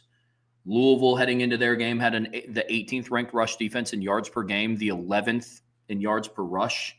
You go through and you look at Army, again, for people that are going to take this and run with it. I'm not saying that Army's rush defense and Ohio State's rush defense are the same. I understand that their opponents are different. However, heading into that game, Army had the number 3 rush defense in college football. They had the number 15 rush defense in yards per rush. IU had the number 1 rush defense when Notre Dame played them. Ran for over $190. Penn State had a good rush defense. They rushed for over 100 yards and a half once they got some things figured out and they had a healthy O-line, right? You go through and you look at Georgia had a good rush defense. Like numbers-wise, it wasn't as spectacular. They had given up, we talked during that game week about what they allowed to UMass and what they allowed to some other teams. But it was still a good quality rush defense, and I think that they showed that, especially on the biggest stage, But the catalyst was Riley Leonard, right, which I know we're going to talk about later. But it's not like Notre Dame has played a bunch of cupcake run defenses, and now this is the only quality rush defense that they faced on game 16 of the season, right? They've faced a lot of good run defenses. They've also faced a lot of good defensive linemen, which is what my next point is, why I believe that Notre Dame is also going to have success in this football game and why I believe that they're going to win this football game. I went through and I made a list of all the defensive lines and the various linemen that Notre Dame have faced, their offensive line has faced this season. And the list is long, like very, very long. Texas A&M had a great rush defense or a good D-line. Louisville had a good D-line. Georgia Tech, IU, Georgia, Penn State. I mean, the list goes on and on for players. I mean, they faced Nick Scourton, Ashton Gelati, Zeke Biggers, Mikael Kamara, CJ West, Nazir Stackhouse, Michael Williams, Jalen Walker, Abdul Carter, Denai Dennis Sutton, Zane Durant. They faced all of these guys. And I have a lot of respect for JT Tuimoloau and Jack Sawyer and Tyleik Williams and Ty Hamilton. I do. But you're not going to convince me that those 4 guys are just miles above any of those guys that I had just listed. And Notre Dame has faced all of them, not over the course of Freeman's tenure, not over in just this season. That's who they went up against.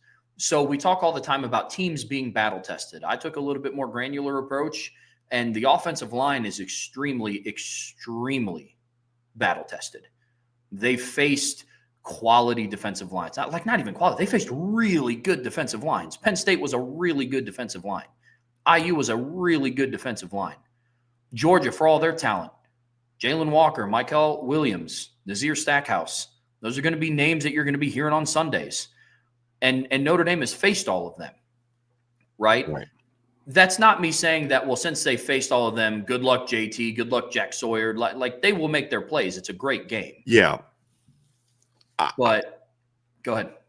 I don't think there are at least two players that they faced this year that I think are better than anybody that Ohio State has individually.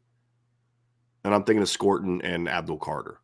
I do think this is the best defensive line that they have played as a unit all year. Yeah. But it's about matchups, right? And the teams that have really given Notre Dame problems running the ball for 60 minutes are teams that are really big and physical up the middle. And Ohio State is big and physical, but not to the degree that some of the teams that have given them problems are. Tyleek can be at times, and if he's on his game, he's a horse. But when I break down Ohio State's film, the things that Notre Dame does, they have at times been vulnerable to early in games. And the reason the numbers look the way they look is because Ohio State will just jump all over a team, and then that team has to go away from being able to run the football on them. And that's where I think if Notre Dame's able to get their run game going, then they can keep this a game, keep the Ohio State offense off the field, wear Ohio State's defensive line down, just like last year. And then in the fourth quarter is when you start gashing them. And I have a feeling we aren't going to see Mike Denbrock make the same kind of late game mistakes that we saw last year. And again, I like Jared Parker. Everybody knows that. I mean, they didn't score 39 points a game last year in spite of Jared Parker, right? He did a really good job. I think Mike Denbrock has way more experience in games like this. This won't even be his first major game in a postseason game against Ohio State. He had to go against a really good Ohio State team in 2015 when he was the OC for Notre Dame. And so, like, that's the reason why. And I think number 4, Trev, is let's flip it to the other side of the ball for me. And my number 4 is I think that they're going to win this game because they're going to get after Will Howard. And when Notre Dame gets after the quarterback, they tend to really get after the run game. Those two things go hand in hand because their stunts are meant to be kind of dual purpose. They don't just get after the quarterback on third down. They can get after the quarterback on first and second down because the stunts they use that are designed to get to the quarterback if he drops back are also meant to be disruptive against the run game. So if Notre Dame is going to win this game, it's because they get after Will Howard and because they're able to slow down the run game. If Will Howard is able to look, I've been sitting there having this debate in the chat about, well, you can't play man defense against Jeremiah Smith or he'll go for over 100. Maybe he will.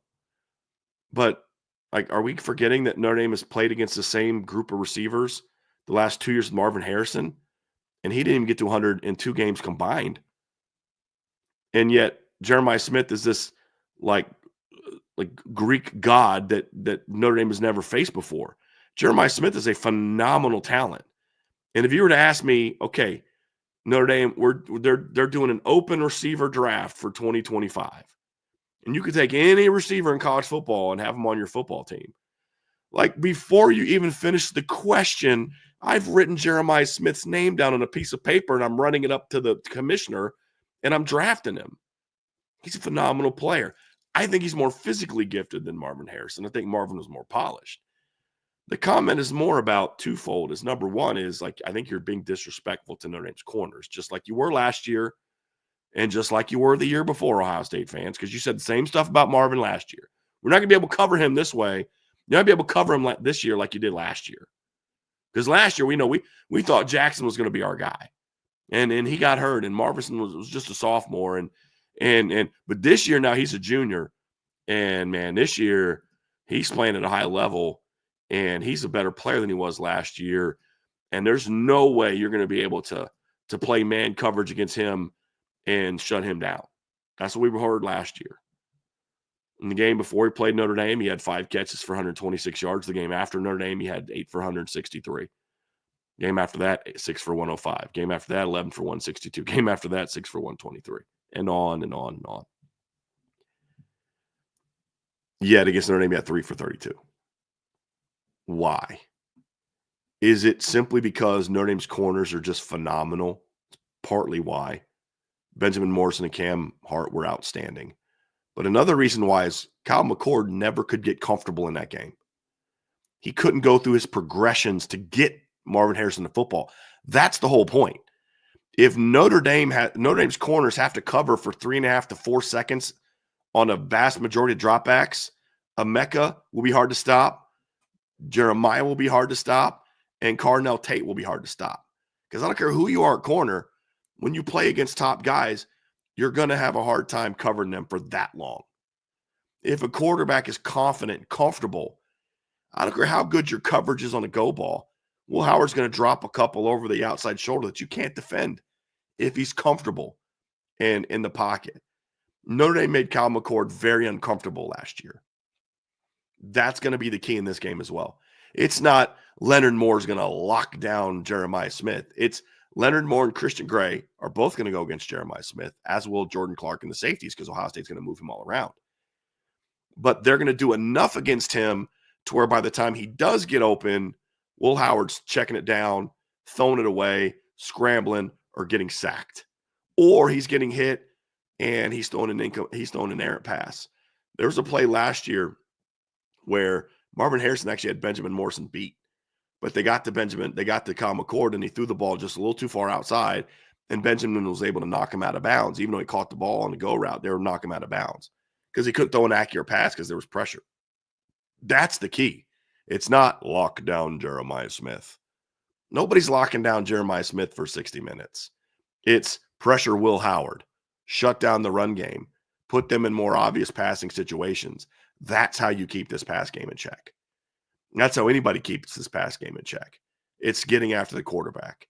And Notre Dame has shown in a lot of these types of games that they can get after the quarterback. And I think Ohio State's going through a similar situation that Notre Dame's going through, with a little bit of a patchwork offensive line. I think the right side of that offensive line can be exposed, and I think the interior of the offensive line can get beat. And if the defensive line can get after the quarterback, the linebacker pressures hit home, that's how you shut down the pass game. And that's the reason that I think Notre Dame can win. Well, and Ohio State has shown, Will Howard has shown this year that when he is pressured, he is a significantly less efficient quarterback. The numbers back that up. You can go back and look at what he did against, at times against Indiana and what he looked like against Michigan. I mean, look at the difference between the Oregon and Tennessee game and the Texas game. What was the resounding difference? He was pressured more, right? Texas sacked Will Howard for the first time in the postseason.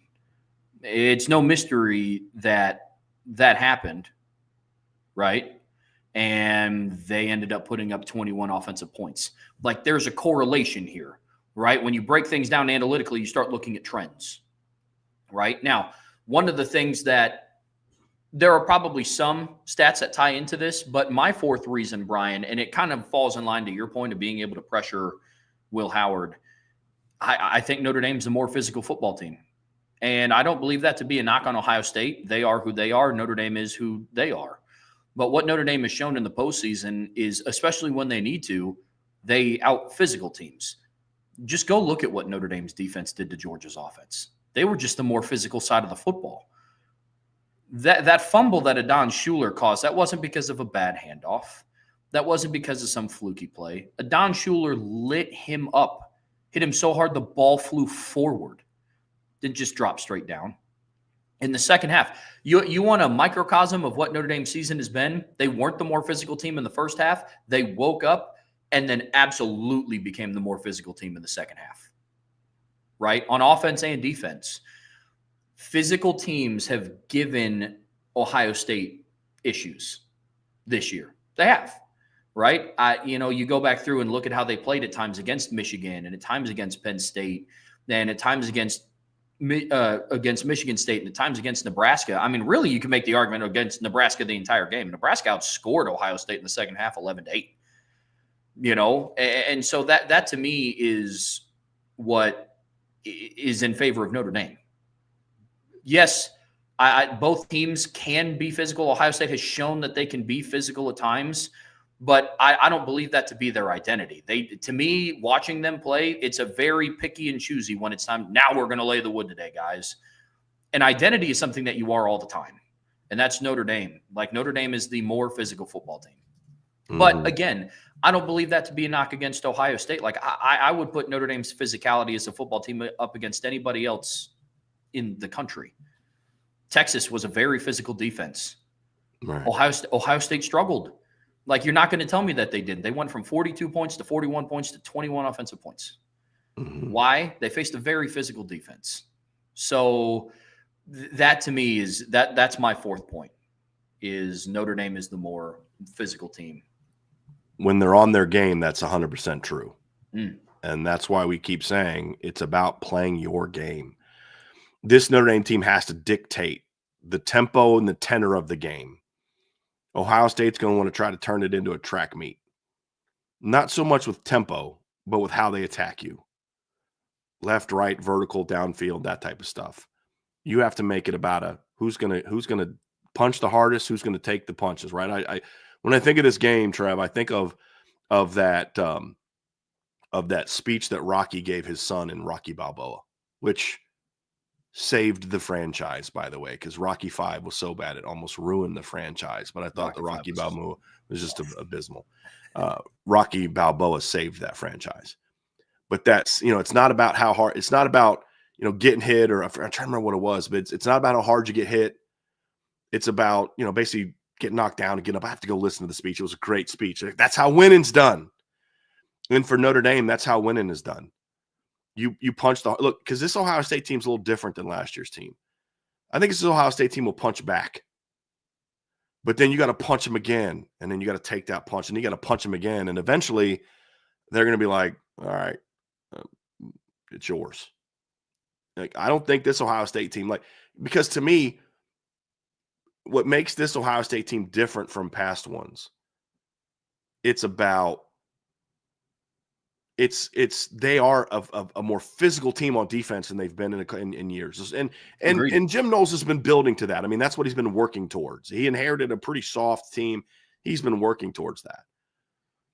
It's more about their style of play is not about that level of violent type of play. So it's not about them being a soft team. They don't like physicality. It's not that. They didn't lose to Michigan because they got punched in the mouth and turned into a bunch of cowards. That's not what happened. It's Michigan got them into a street fight. And that's not how Ohio State wants to play. Like Ohio State is they're like a travel basketball team, right? If you want to use a rec league basketball team, they're that travel basketball team with all those great athletes, and they go into these different tournaments, and there's structure, and there's this, and there's free flowing, and they call fouls, and that's why they want to play. Notre Dame is like, no. We're going to Rucker Park. We're going to play in the streets. We're going to play street ball. And it's a fight. Foul. I ain't see no foul. You know what I mean? Like, that's what Notre Dame, they want to play that brutal, we're going to fight you. We're going to do this. We're going to do that. That's who Notre Dame is. And sometimes you get a team like Ohio State into that mix. They'll fight you, they'll battle, but they're just not built for that. And Ohio State's going to try to get Notre Dame out of that. Notre Dame's going to try to get them into that. So it's about which team can impose their will in regard to how they want to play the game, right? And so none of that is an insult about Ohio State, because I think Ohio State will fight. If you want to use a boxing match, right? There's rules in boxing. There's things you can and can't do.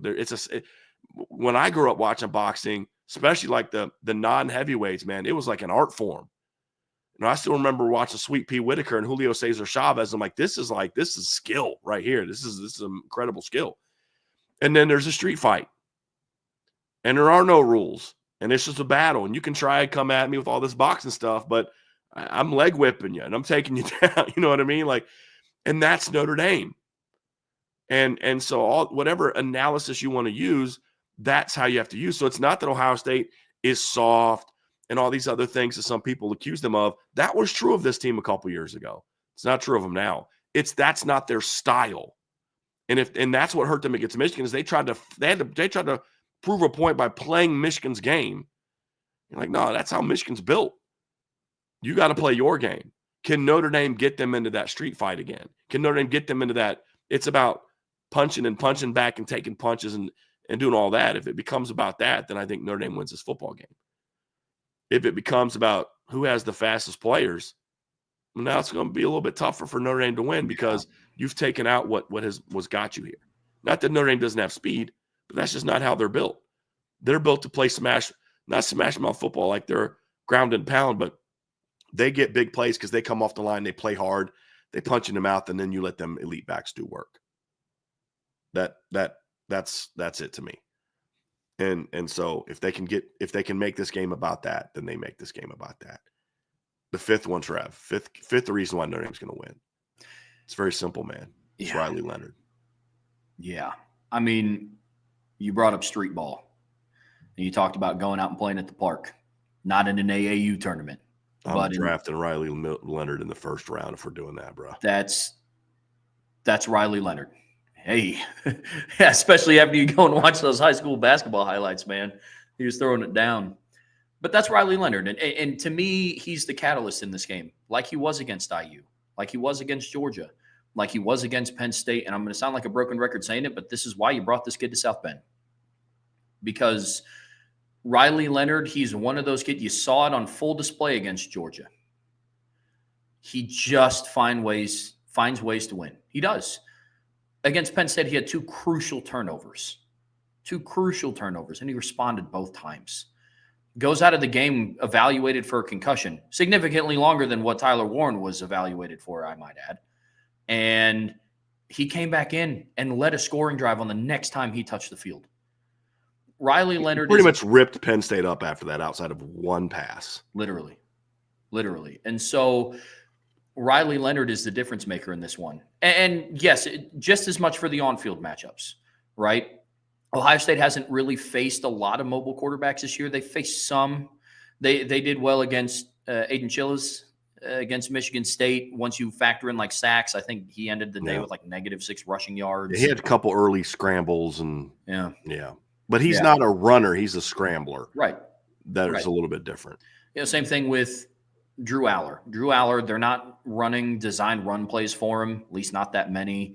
He's a scrambler. He can move the change if he has to.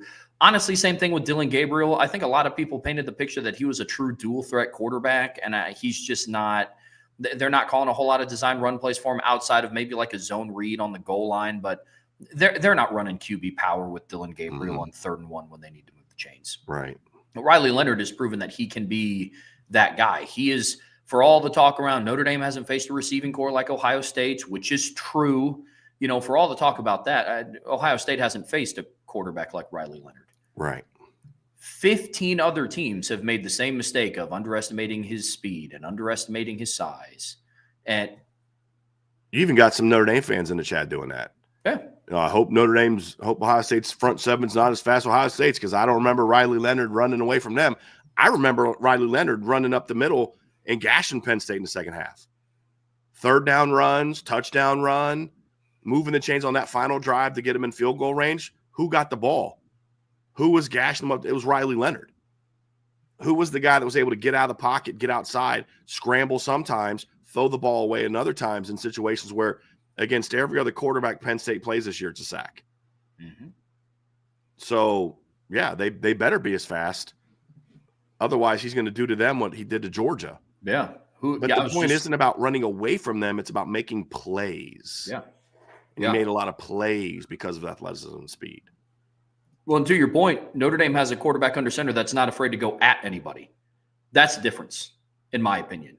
Like, it's for Riley Leonard for most of the season, it has been a faceless opponent.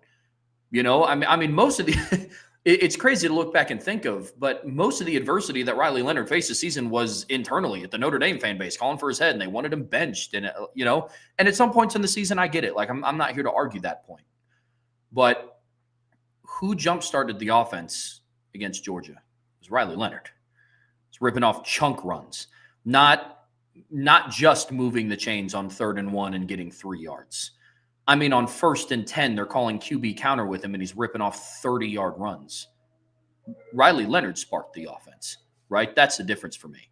So he's a difference maker. Brian, I know you're in the same boat as me with Riley Leonard. I do think he's got to make plays with his arm in this game, though.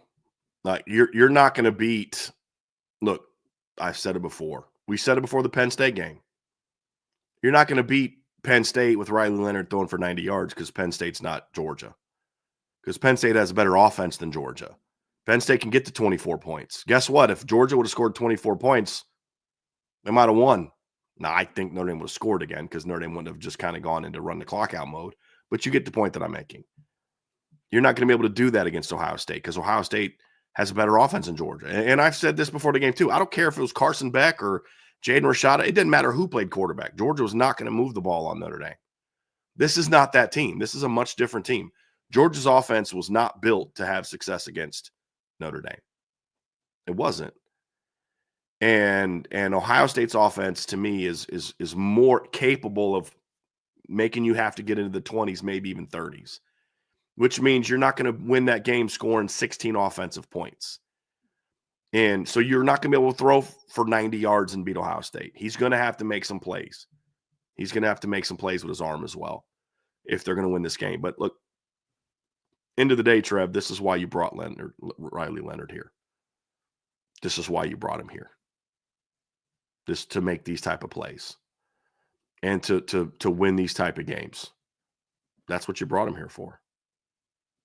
And right now in these games, he's 3-0 for the reasons why you brought him to South Bend. And for all the reasons that we just listed out, there's a good chance that we believe that Riley Leonard is and the rest of the team is going to make it 4-0 in these kind of games. But there are some areas of concern, Brian, when it comes to this matchup. But go ahead. Oh, no, I thought you were going to already go to it. Oh, no. You're good. So that's why I was like, shut up, Brian. Trev knows what he's doing. He's got it. No worries, man. No worries. But before we get there, be sure to hit that like button, guys. There's 567 people, awesome fans, awesome football fans, awesome Notre Dame fans listening in our chat right now. So be sure to hit that like button. There's some pretty awesome Buckeye fans in here, too. Yeah. Yes. And I'm disagreeing with some of them. Like there's a guy, Sun City, I've never seen before.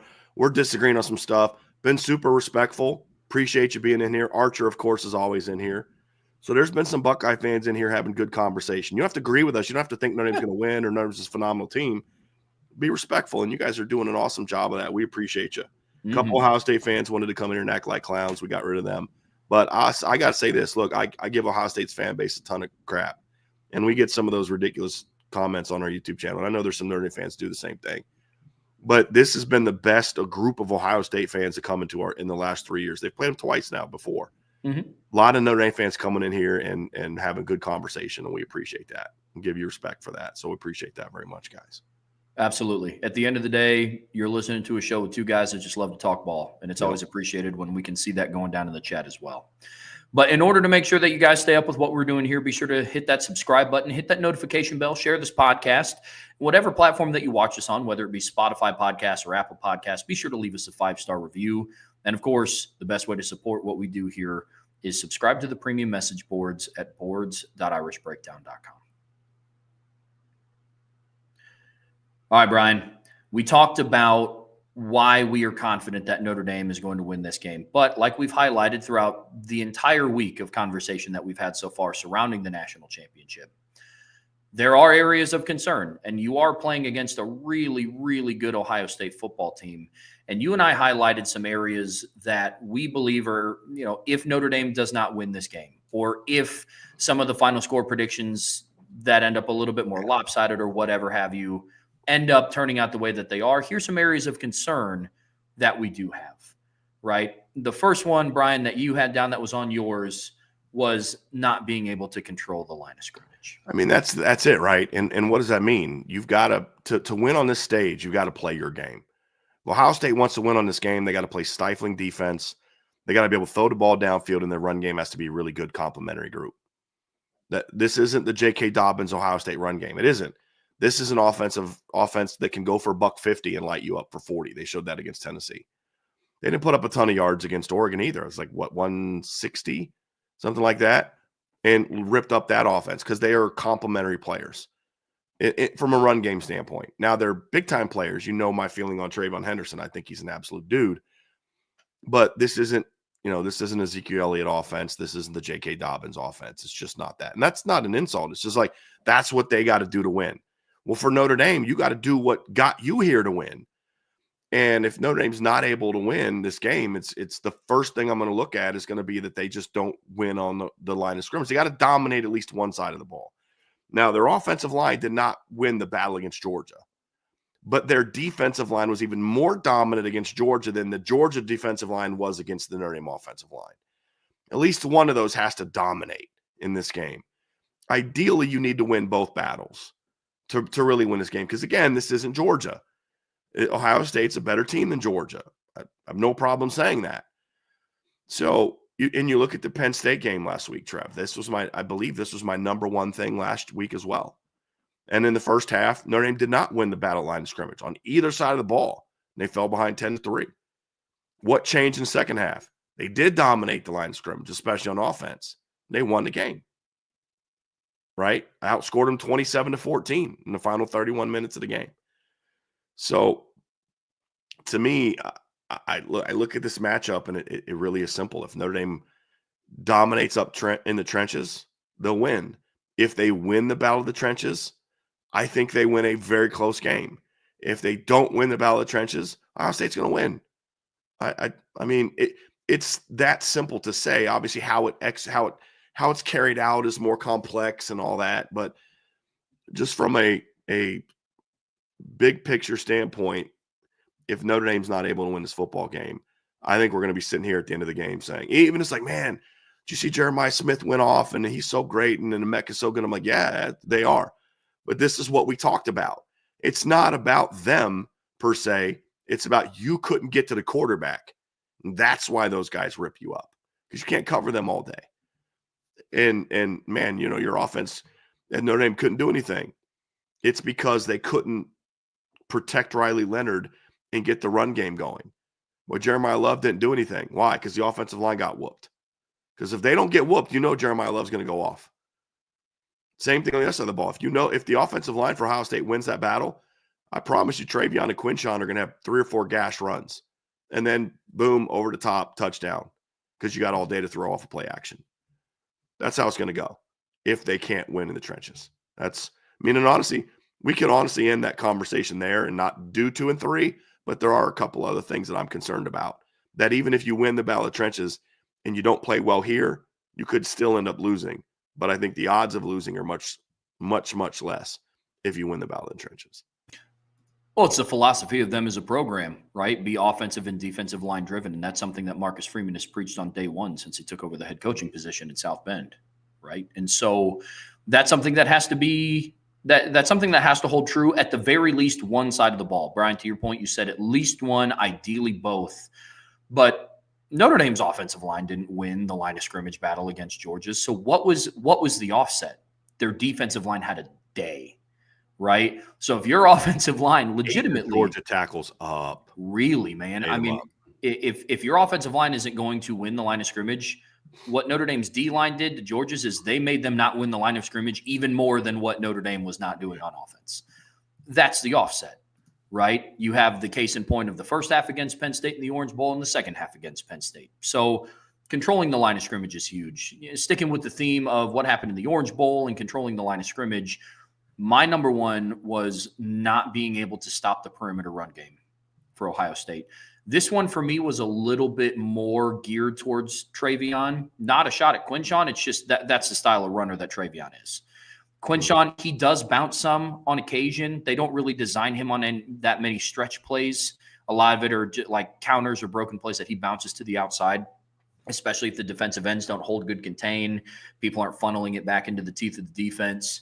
But I've said it all week, and I've been very high on Travion Henderson. Brian, you said it, that this offense is clicking and this offense is much better when it's focused around Travion Henderson. Yeah, as far as making him a playmaker. Yes. Travion's not going to be a 20-plus touch guy. I mean, you may do that in this game because it's like, well, you got nothing to lose. There's no game after this. You don't have to save him for anything. But they've done a really nice job, much better than last year, of like pacing him. But there are some games where it's like they just got to put him in and he carries the ball, and that's really it. What they've done in the postseason is he's been more of a focal point where when he's in the game, they're calling stuff for him to hit. Yeah. Whereas I didn't think they did that a whole lot in the regular season at times, and that's why I said I get frustrated watching it. I'm like, why aren't you getting this guy the ball? And it's like how Notre Dame used Chris Tyree last 2 years. It's like, when he was a running back, it's like it's not that Chris Tyree's not a good back. he's good at certain things, and you got to let him do those things. And when you're bringing Chris Tyree in the game and running duo all game, you're not doing what he does well. Travion's obviously a much better running back than Chris Tyree. That's not the point. I'm talking about, like, he's good at certain things. And when they allow Travion to play his game and the run game is geared towards what he's good at, you better hope you dominate the offensive line, because if you don't, he's going to – because Travion can do in 5 carries what Quinshon needs 12 to do. Yep, 100%. Absolutely. I mean, Travion as a kid, I mean, number 32 can take it to the crib from anywhere on the field. He's like the Notre Dame backs. And like he is. Singleton, yeah. He is. He's like 4 and 24 in blue and gold. He's like Nicholas Singleton for Penn State. I mean, he's electric when he touches the football. So one of my fears is if Notre Dame is not able to set the edge like they weren't able to do in the first half against Penn State, it's going to look extremely similar. And it could be worse, right? Because of the different ways that Ohio State can start to hurt you on the perimeter, something that Penn State did not have the ability to do, right? So that to me is my number one. Brian, your next point was Notre Dame is not able to win the situational battle. Yeah. Like, there's the little things in the game that you don't often think about. Notre Dame didn't run the ball great against Penn State. They didn't do a great job of protecting Riley Leonard all the time. But, man, they were great in the moments they needed to be great, right? And what is a team that's not been very good on third down all year was great on third down. You're facing the number 1 red zone defense in college football in the semifinals. Now you're facing the number 2 red zone defense in college football. And when you in those moments against Penn State, Notre Dame went 2 of 3 with 2 touchdowns against Penn State. When Notre Dame got inside the 10, they needed 3 plays to get 2 touchdowns against the number 1 red zone defense in the country. That's situational football. When Notre Dame fell behind against Penn State, they gave them short fields. Both interceptions gave Penn State somewhat short fields. The first interception gave Penn State the ball at 42, their own 42. The second one gave them the ball in Penn State territory. Penn State had the one long drive, the 190-something plus yard drive. But outside of that, they couldn't consistently go 80-plus against Notre Dame. Situational football, part of that is field position, winning the field position battle. Being great in coverage on kicks, on punts. Not being in a situation where you are allowing them to get big returns. You're not allowing them to, block a punt. You're not allowing them to, pin you inside your own 10 on a kickoff because you brought it out when you shouldn't have or whatever. Those are all things that are situational football. The turnover battle is situational football. Those are all things under situational football. If you're able to move the ball on third down and stop Ohio State from moving the chains on third down, it greatly enhances your chances of winning. If your red zone drives into touchdowns and their red zone drives in field goals, you've got a great chance of winning this football game. If you're great at winning the field position battle and they're not, you got a great chance of playing and winning this football game. It's those little things, that situational football, that to me is huge. And I think that's the same kind of theme as what your number 2 is, Trev, when you talk about winning the key moments. Yeah. Mine's a little bit more big picture. It's a little bit more broad. Could not be more on board with what you said about situational football, because that's what got Notre Dame here. It's winning the middle 8. It's winning in the red zone. It's winning on third down. They went 11 of 17 on third down against Penn State. It's fantastic. For me, when you have 2 teams, and I said this earlier this week, when you have 2 teams like Notre Dame and Ohio State going at it, and matchups are even across the board or for the most part, right? It's a team that's able to win the key moments. And I know we're not really drawing too much comparisons to the last year's game because they are completely different teams. But there were moments that Notre Dame didn't capitalize on that would have won them that football game, right? DJ Brown had an opportunity to pick off Kyle McCord on that final game-winning drive that they had, and that would have iced it. The game would have been over right there. Notre Dame trots out onto the field. They take one knee. They're singing the alma mater. You know what I mean? Notre Dame's offense had the opportunity they had to get 1 first down, a single first down, and there's not enough time left on the clock. Those are the moments. Now, you go through and you look at what they did this postseason, and they did win those moments. They did win those situational football moments. Against IU, you throw an interception on your first offensive drive. You're backed up on your own 2-yard line. J. Love takes it 98 to the house. Your defense gives you a short field in the Sugar Bowl. Offense capitalizes one play, 13-yard touchdown pass to Bo Collins. You need to keep the momentum going. You get the ball to start the second half. Georgia's defense just went in and made halftime adjustments to slow down and continue to slow down Notre Dame's offense. Jaden Harrison took it 98 yards to the house. Against Penn State, something had to change. Something had to turn around. You had to win the moment. And not only did you have to win the moment, you had to overcome adversity of losing your starting quarterback, your left tackle earlier in the game, and your right guard on the same drive. And they went down and put points on the board. And so Notre Dame has shown this postseason that they are capable of winning the big moments, the key moments that they haven't in recent games. But if they're not able to do that against Ohio State, is this the game that's where it starts to come up short, right? Do they not pick off Will Howard when they have the opportunity to? Because he will. Look, he's performed well this year. Will Howard does also put the ball in harm's way, and other teams have not been able to capitalize on turning him over. Can Notre Dame do that for the 15th consecutive game? They forced at least one turnover in every single game since September 7th consecutively, and they forced two against Texas A&M. So can Notre Dame do it? If they're not able to and capitalize on those key moments, that's another outcome that I could see them not being able to. And one thing, Brian, that kind of leads into your next point is if they're not able to win those key moments, they could end up falling behind early, and they just might not be able to catch up. So you can come from behind on Penn State. I don't know that I've said this all week. I don't. Can you come from behind on Ohio State? Of course you can. This is a good Notre Dame football team. Do you want to test that theory? No, you don't. Can Ohio State come back on Notre Dame if they fall behind 17-3? Sure, in theory. Does Ohio State want to test that theory? Highly doubt it. And why? Not because neither offense doesn't have big-time playmakers who can score quickly. It's because you don't want to get that defense to where it can just kind of pin its ears back and just come at you. Like, that's where it is. I mean, that's where a lot of these similarities are, is like when these defenses, like, it's a very gruesome analogy, but like when they smell blood, when there's blood in the water, man, they're hunting. You know what I mean? It's like, ooh, dinner time. That's how they are, both of them. And so if I'm covering Ohio State, this is one of my three big concerns in this game. You can't let Notre Dame get on you early. You can't go into halftime down 17-6 or 20-6 or 17-3. You can't. If you're behind Notre Dame at halftime the way Indiana is, your chances of winning are not going to be great. You don't even really want to be behind 13-3 like Georgia was. Now, Ohio State's more capable of coming back on that if Notre Dame doesn't do anything offensively.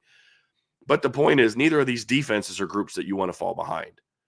And the other thing is, if you fall behind Ohio State a couple scores early, it means your defense isn't making stops.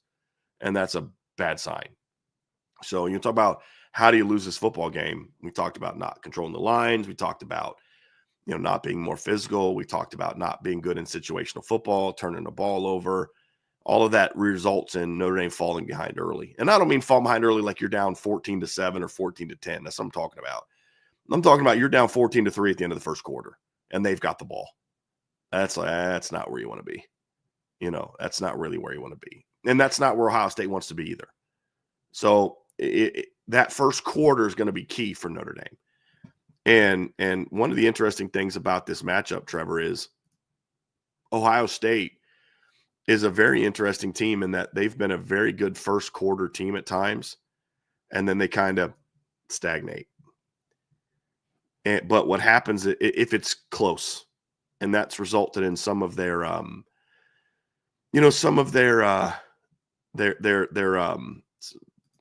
moments where they just haven't been quite as dominant on offense this season.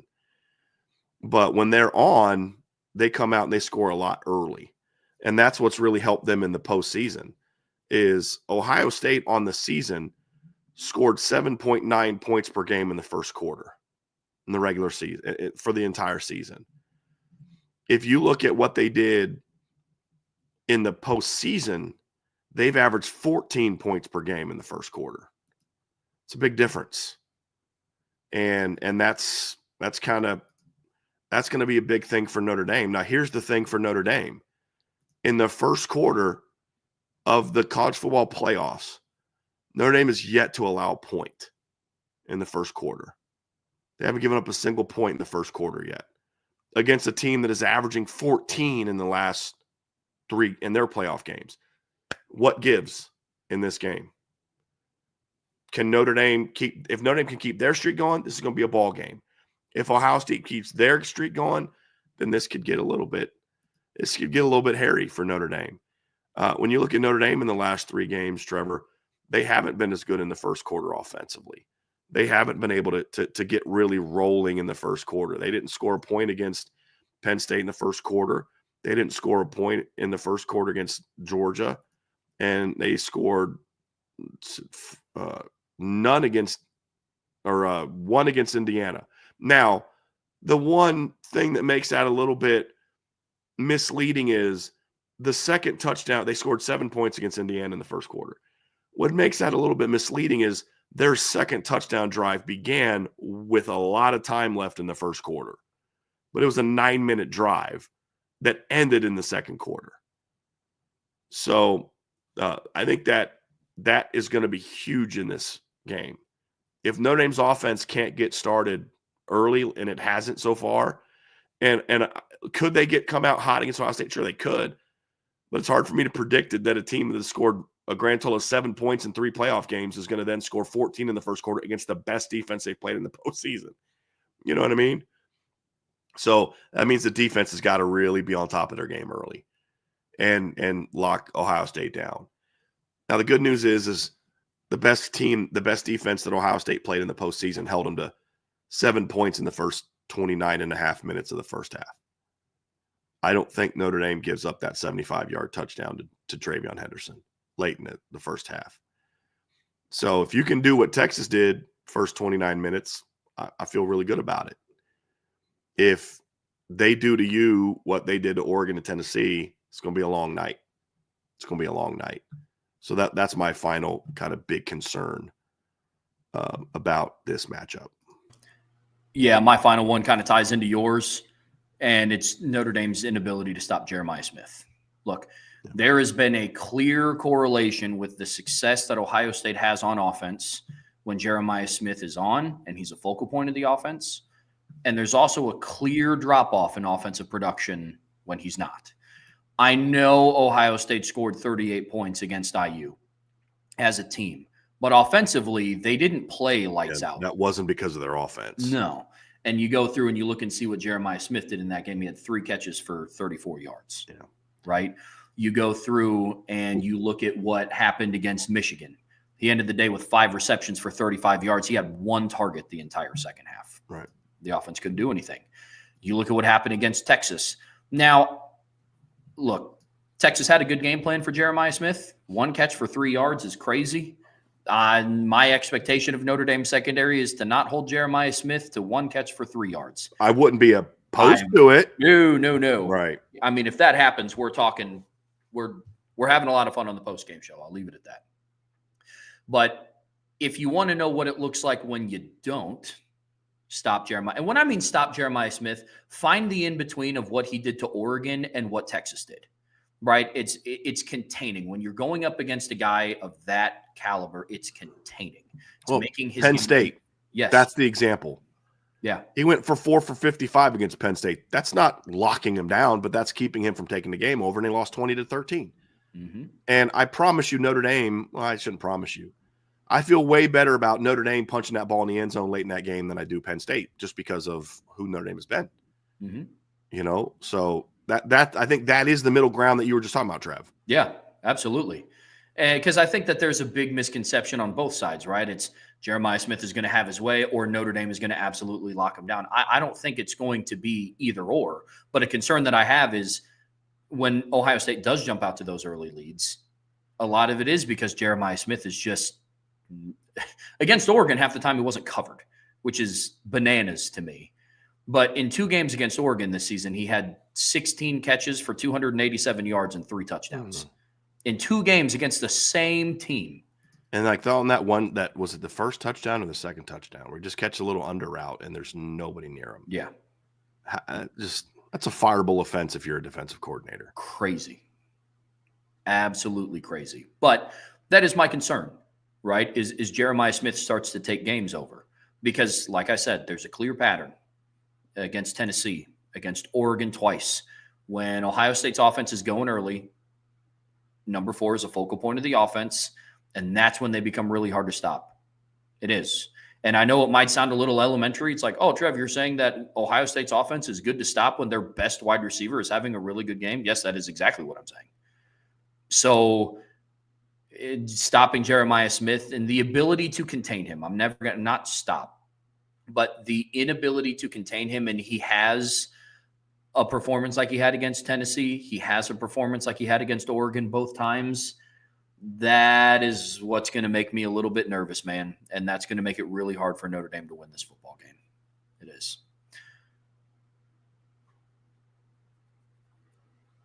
I'm going to give you some data to back up your points. Yeah. In the win over Nebraska, he went 3 for 70. He had a 60-yard touchdown, and outside of that, he had 2 catches for 10 yards and only scored 21 points. Against Penn State, he went 4 for 55, didn't score. They scored 20 points. Against Indiana, he went 3 for 34. Like you mentioned, they scored 38 points. They scored 7 of those points with special teams. Another one was, I think, a 7-play touchdown drive.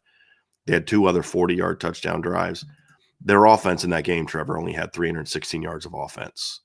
Because of short fields and special teams mistakes and stuff like that. They didn't lose that game because of their defense. Indiana lost that game because their offense and special teams were terrible. Michigan, 5 for 35. They scored 10 points. Texas, 1 for 3. They scored 21 points, offensive points. So, yeah. Now, how to do that, that's a different conversation for a different day. But, because look, you've got to say, I love Cardinal Tate. He's a good player. Wish he would have come to Notre Dame. All right. But with that being said, if I'm going to get beat by an Ohio State receiver, I'm going to have to make them beat you with him. And if they do, you tip your cap to him. You tip your cap to that team, and you say, you know what? That's why you're the champs. That's basically how it is. That's the way you look at it. But you got to be able to pressure the quarterback. Nebraska had 3 sacks against Ohio State in that game, right? They were able to pressure the quarterback. Oregon had 0 sacks and 0 hits on the. Actually, hold on. Let me go. Oregon had 0 sacks against Ohio State. I think I might have given you the wrong team on that one against Nebraska. But let me go here. So week 9 against Nebraska. Yeah, Nebraska had 3 sacks according to PFF. When you look at the next week against Penn State, they gave up 2 sacks and 7 total pressures, but Donovan Jackson gave up 5 of them because he was playing left tackle. And when you consider they didn't throw the ball a ton down the field, it's a decent number of pressures in games where, they were, let's just say they were effective getting pressure on the quarterback when Ohio State dropped back to throw it, and they had to move the pocket a lot. And Chip Kelly did a nice job of finding some ways to move the pocket, had to throw back to Mecca and do some different things. Did a nice job there. Michigan had no sacks, but 13 total pressures on the quarterback. So it's a pretty consistent theme in games where Ohio State has not had great success in games throwing the ball. They get pressure. They gave up 14 pressures against Texas, 3 sacks and 3 hits on the quarterback. Like, what you're talking about with Jeremiah Smith ties back into one of my keys why I think they're going to win. It's you've got to get pressure on the quarterback. It goes back to my key number 1 of what I'm concerned about. If you can't get pressure on the quarterback, look, if you don't get pressure on the quarterback, Jeremiah Smith's going to have a big day. If you do have pressure on the quarterback, you've got a shot at keeping him in check. Because I don't care who your cornerbacks are, you're not going to cover him for 4 seconds plus. You're just not. If Will Howard feels comfortable and he's got time and he can step into throws and do all, he's going to throw. He throws a pretty deep ball, Trev. He really does.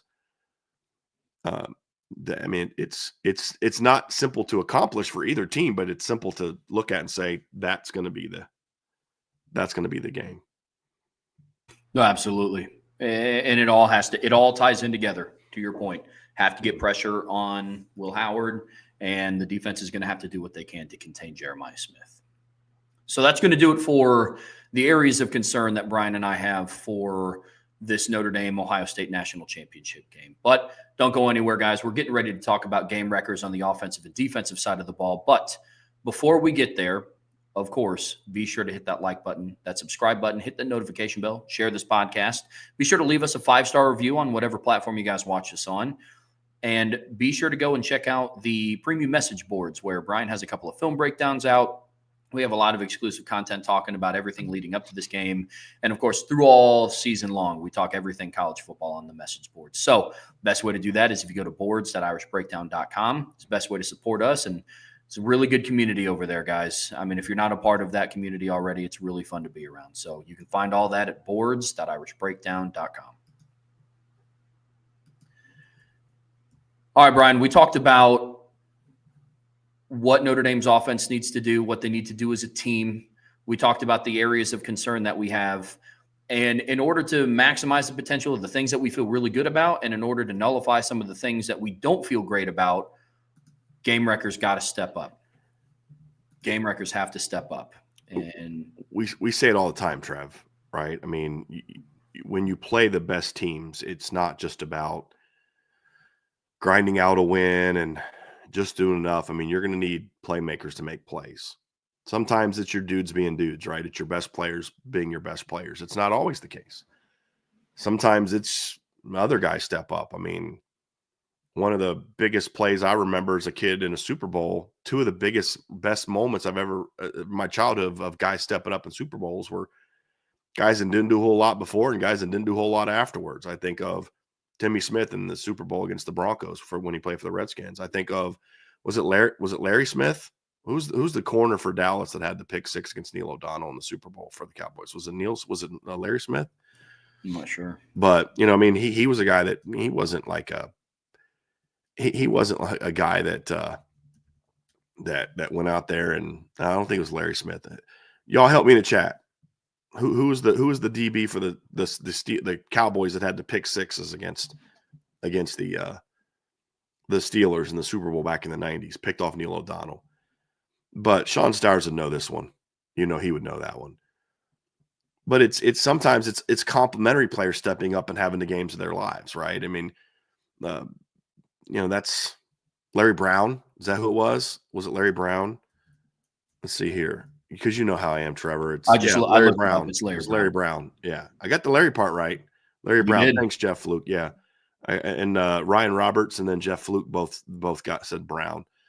So I knew it was Larry something and not Larry Allen, but sometimes it's the complimentary player stepping up and being a game wrecker. But the fact is somebody has to step up and be a game wrecker for you. And that's what the difference was in last year's game for Notre Dame Ohio State. Travion had one crease all day. It was helped a little bit by holding, but didn't get called. We had one crease all day where a Notre Dame linebacker had a bad run fit. One. And what did he do with that one crease? He went 60. Right? Notre Dame had a guy with a chance to wreck the game late in the game with a pick that would have ended the game. Notre Dame wins, and he didn't make it. Right? 3rd and 19. Kyle McCord throws the ball. Emeka does what he needs to do. Ramon Henderson doesn't do what he needs to do. Emeka makes the play. Ohio State wins the game 2 plays later. I mean, those are all things that you look at and say, those are what game wreckers are. And you're not going to win this game if you're Notre Dame if you don't have multiple game wreckers on both sides of the ball, in my opinion. And there's a lot of options. And what we're going to do is we're going to kind of have some fun with this and kind of predict who we think the game wreckers are going to be. And this isn't meant to be that if these 3 guys don't step up and wreck the game, Notre Dame is toast. That's not what we're saying. It's more of, we know game wreckers need to step up. Here's who our kind of our prediction. We're going to have some fun with it.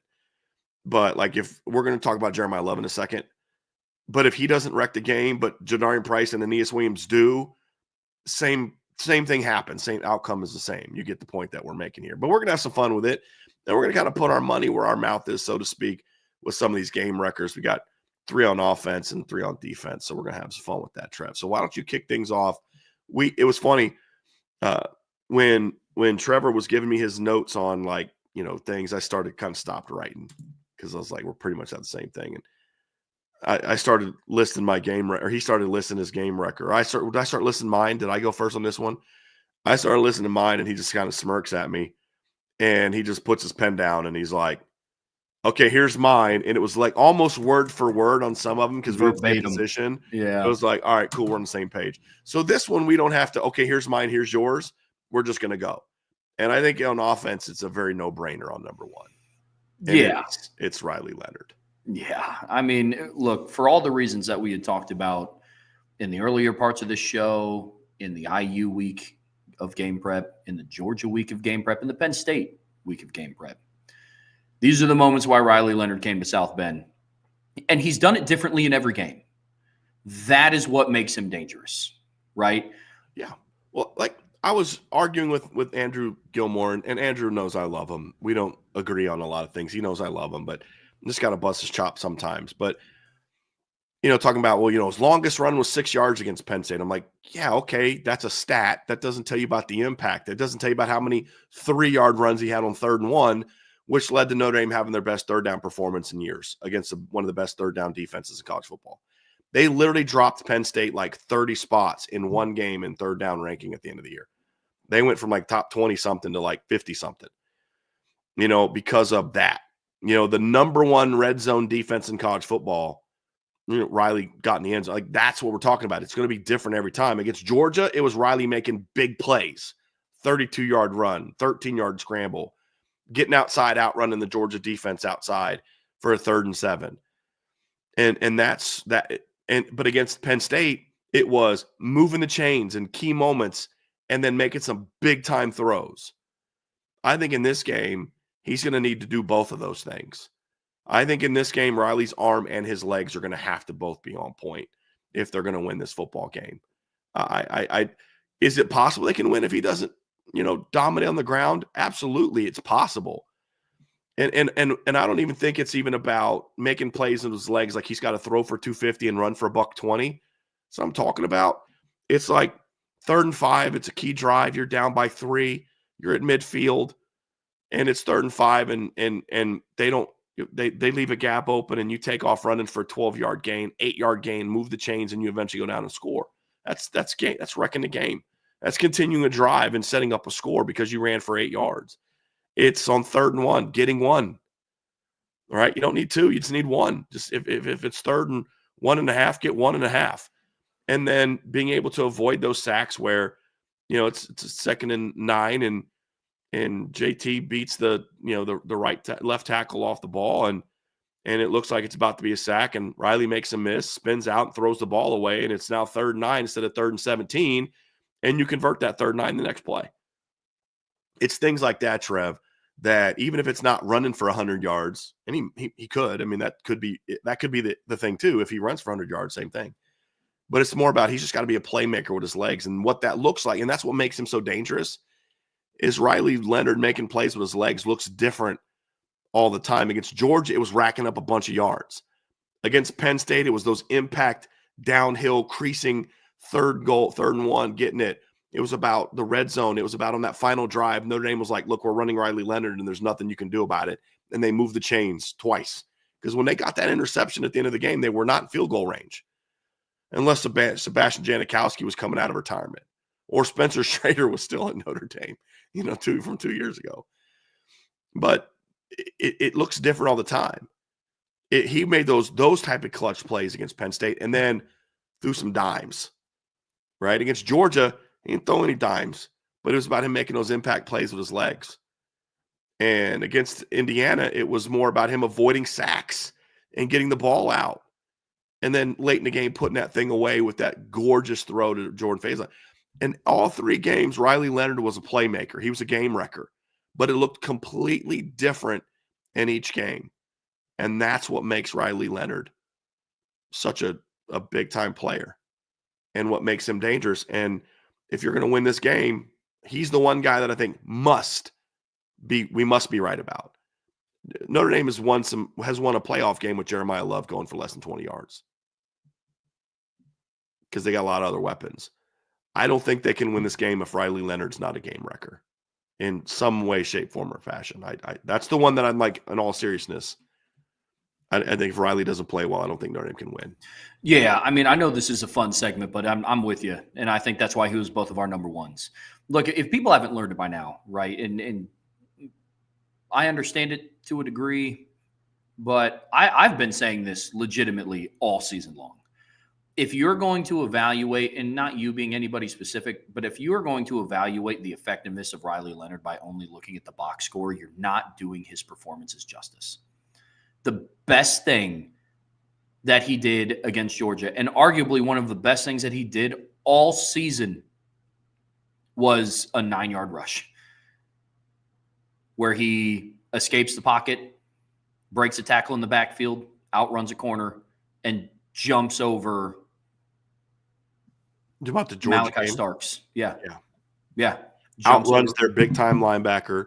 Yeah. Outruns one of their corners and then hurdles over their All-American safety. Stiff arm Smail Munden. Football Writers Association of America thought was better than Xavier Watts.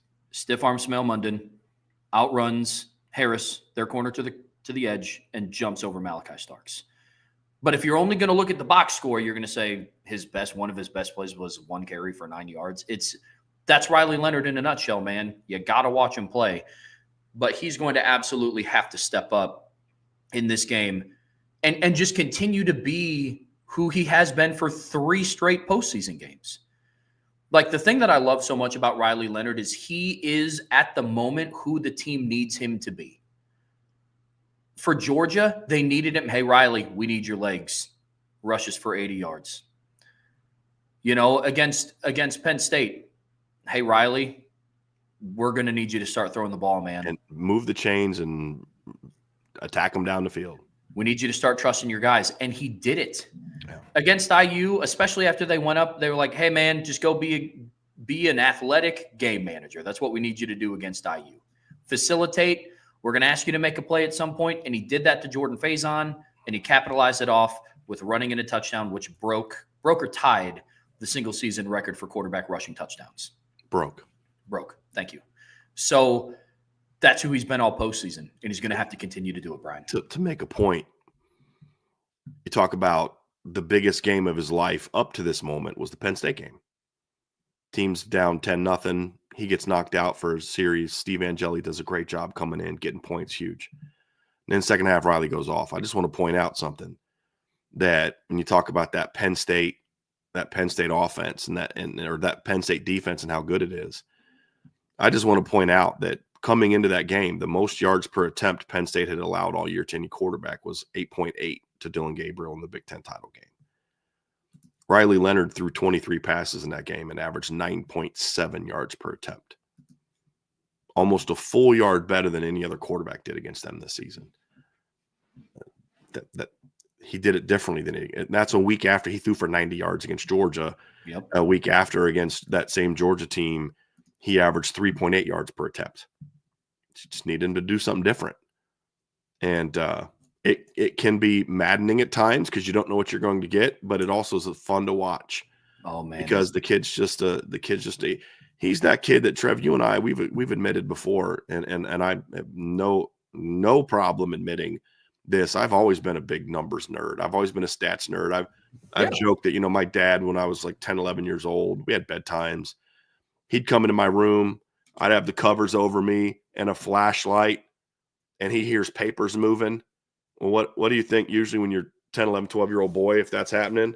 My dad lifts up the covers, and I'm doing plays, or I'm drawing stats, or I'm calculating the box score from the Reds game that I literally listened to on 700 WLW, and I'm taking a box score from home. Like, I've always been that kind of stats nerd. Riley Leonard is like my least favorite player ever when it comes to trying to use statistics to prove points. Yeah. Because you can't do it. Right? I mean, you just have to be like, yeah, look, I know he did that, and I know he did that, and I know he did that, but did you watch the game? Because the dude was pretty impactful. And that's the thing about him that makes him so fun to watch, but infuriating to evaluate. Because you can't quite appreciate what he's done. I mean, against Navy, he passed for 178 yards and rushed for 83. Those aren't lights out numbers, but he was so incredibly dominant in that game. You have a hard time really understanding how good he was because the numbers don't really blow you away. Like when CJ Stroud had a dominant game, he'd throw for like 430. And you're like, yep, see, he was dominant. Look at those numbers, completed 75%. And with Riley, it's like he was dominant. And somebody who doesn't know football or didn't watch the games, I'm like, dude, he only passed for X number of yards and only rushed for X number of yards. And you're like, was he really that good? The Indiana game was a perfect example. He goes 23 of 32, 201 yards, 6.3 per attempt, 1 touchdown, 1 interception. And he rushed for 30 yards and a score. I'm like, dude, but you don't understand how many yards he saved this offense, where it put any other quarterback in the playoff in that game, and it's a sack half of the time. And it's just like, that's the stuff you just can't evaluate when you're breaking down Riley Leonard. You can't put numbers on those. I mean, you could kind of to a degree, but you're not going to look at a box score and see that impact. You're going to be like 4-yard completion. He had 3 straight 4-yard completions. Like, yeah, but they should have lost at least 13 or 14 yards on those 3 plays. And that's the difference.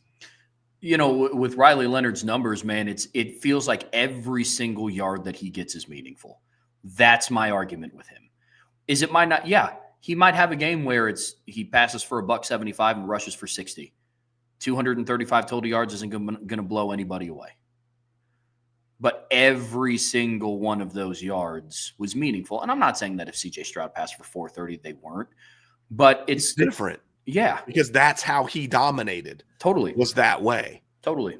And Riley Leonard dominates in a different way. That's the point. It's not to discredit, CJ Stroud, just all he did was throw for 430 yards. I mean, if Riley Leonard throws for 430 yards, the odds are this is like, Nebraska, Florida outcome, territory scoring game like we saw in 1995. But it's not going to, I'm just saying, like, it's not meant to disparage CJ Stroud. It's just meant to kind of find that polar opposite type of player and how they impact the game. Totally. The next one that we had down, Brian, was Jeremiah Love. And we've been kind of hitting around it all show. We've been talking about Notre Dame's playmakers and who needs to step up for them. And I'm not staking the claim that Jeremiah Love has to step up like he's let anybody down. That touchdown run he had against Penn State might have been the hardest 3 yards I've seen anybody get in football. I mean, legitimately, that was nuts. Yeah. But Jeremiah Love, for me, I think is due. He's been contained for the most part in the playoffs, rightfully so. Every single time he comes into the game, defenses have to ID, where's Waldo? Where's number 4? But Jeremiah Love for both of us is going to be that next game wrecker, Brian, because he is that guy that can take over football games. And he's shown it all season. He doesn't need a lot of touches to do it. No. The thing that makes Jeremiah so impressive is, I mean, think about it. He had 2 runs against Penn State that will be shown for ages. He had the touchdown run and the play where he hurdled over a linebacker. They both went for 2 yards. I mean, think about that. Guy had 2 runs that I've seen replayed on Twitter and ESPN breakdowns and CBS, all these other breakdowns, and they keep showing those 2 runs. And I'm like, my man gained 4 yards total on those 2 runs, right? But like, if you go back and look at that play and you look at where he made the leap, he turned a -3 into a +2. Like that's impactful because of what he can do. He comes out third quarter, and we think of that big sluggo to Aeneas Williams that really, and then Aeneas has the big run to get him in field goal range. But Jeremiah came out in that third quarter with purpose. He was running hard. He was like, screw this. Hey, coach, here's our halftime adjustment. Give me the freaking ball and let me get downhill. And that's what he did. I'm not saying Jeremiah would ever say that. I'm just like making a point. That's what really kind of got them going. The O-line was playing hard, and Jeremiah just came out and gashed him. It was like, say when he went 6, 9, and 9, I think on back-to-back runs.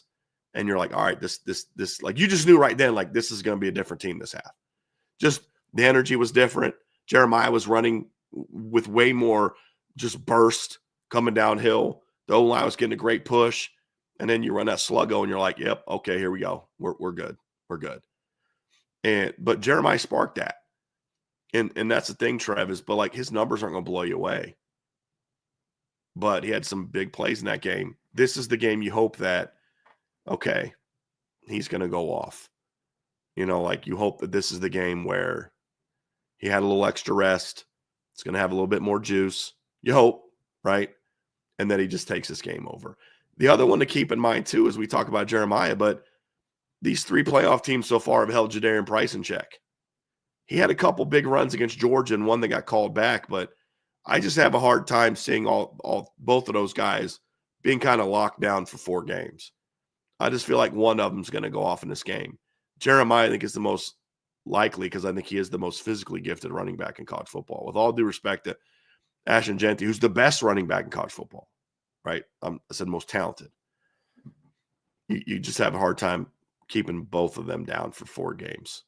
I mean, Jeremiah had the big run against Indiana, but that was it for him, really. So I just you see it. You just kind of see it. And you hope that the O-line can you're gonna have if the O-line is what I think it's going to be, you're gonna average about 315 pounds. So you hope that they can kind of lean on him a little bit and just open some holes. Because as we've said all year, Trev, you don't need that big of a hole with these kids. Like we've said before, too, this team kind of plays with a different level of swagger to it. And if there's 2 players on this roster that I don't think need told that they've been contained for 3 games or for the better part of, call it 2.5 games, it's Jeremiah Love and Jadarian Price. The third one that we have, Brian, is it was the same group, same mindset. We went with the different players. And honestly, you could fill in even more players in what we're talking about here. We didn't even really pick players. Yeah. I mean, yeah, honestly. Yeah. I mean, but one of, or multiple, like they did against Penn State, Notre Dame pass catchers have to continue to step up. And one of them can emerge to be a game wrecker. Like, I mean, against Penn State, Mitchell Evans had a great game. Aeneas Williams had a great game, but the game wrecker was Jaden Greathouse. But all the guys that I just mentioned have the ability to do it. And then once you factor in a Jordan Faison, once you factor in potentially Eli Raridan has yet this year to show that he has been like a game wrecker, but the tight end position, based on certain matchups that I know we're going to talk about later in the week, has the ability to do it, right? But, Brian, we had for our third one, pass catchers for Notre Dame have to step up and build on the performance that they had against Penn State. And I think you need 2, honestly. I think you need 2 guys, unless one guy just goes nuts. Unless Mitchell Evans goes for 9 for 130, does to Ohio State what he did to Duke last year. Unless something like that, or Jaden Greathouse or Jordan Faison goes for 9 for $150 or something. I think you need 2. And honestly, I don't care who it is.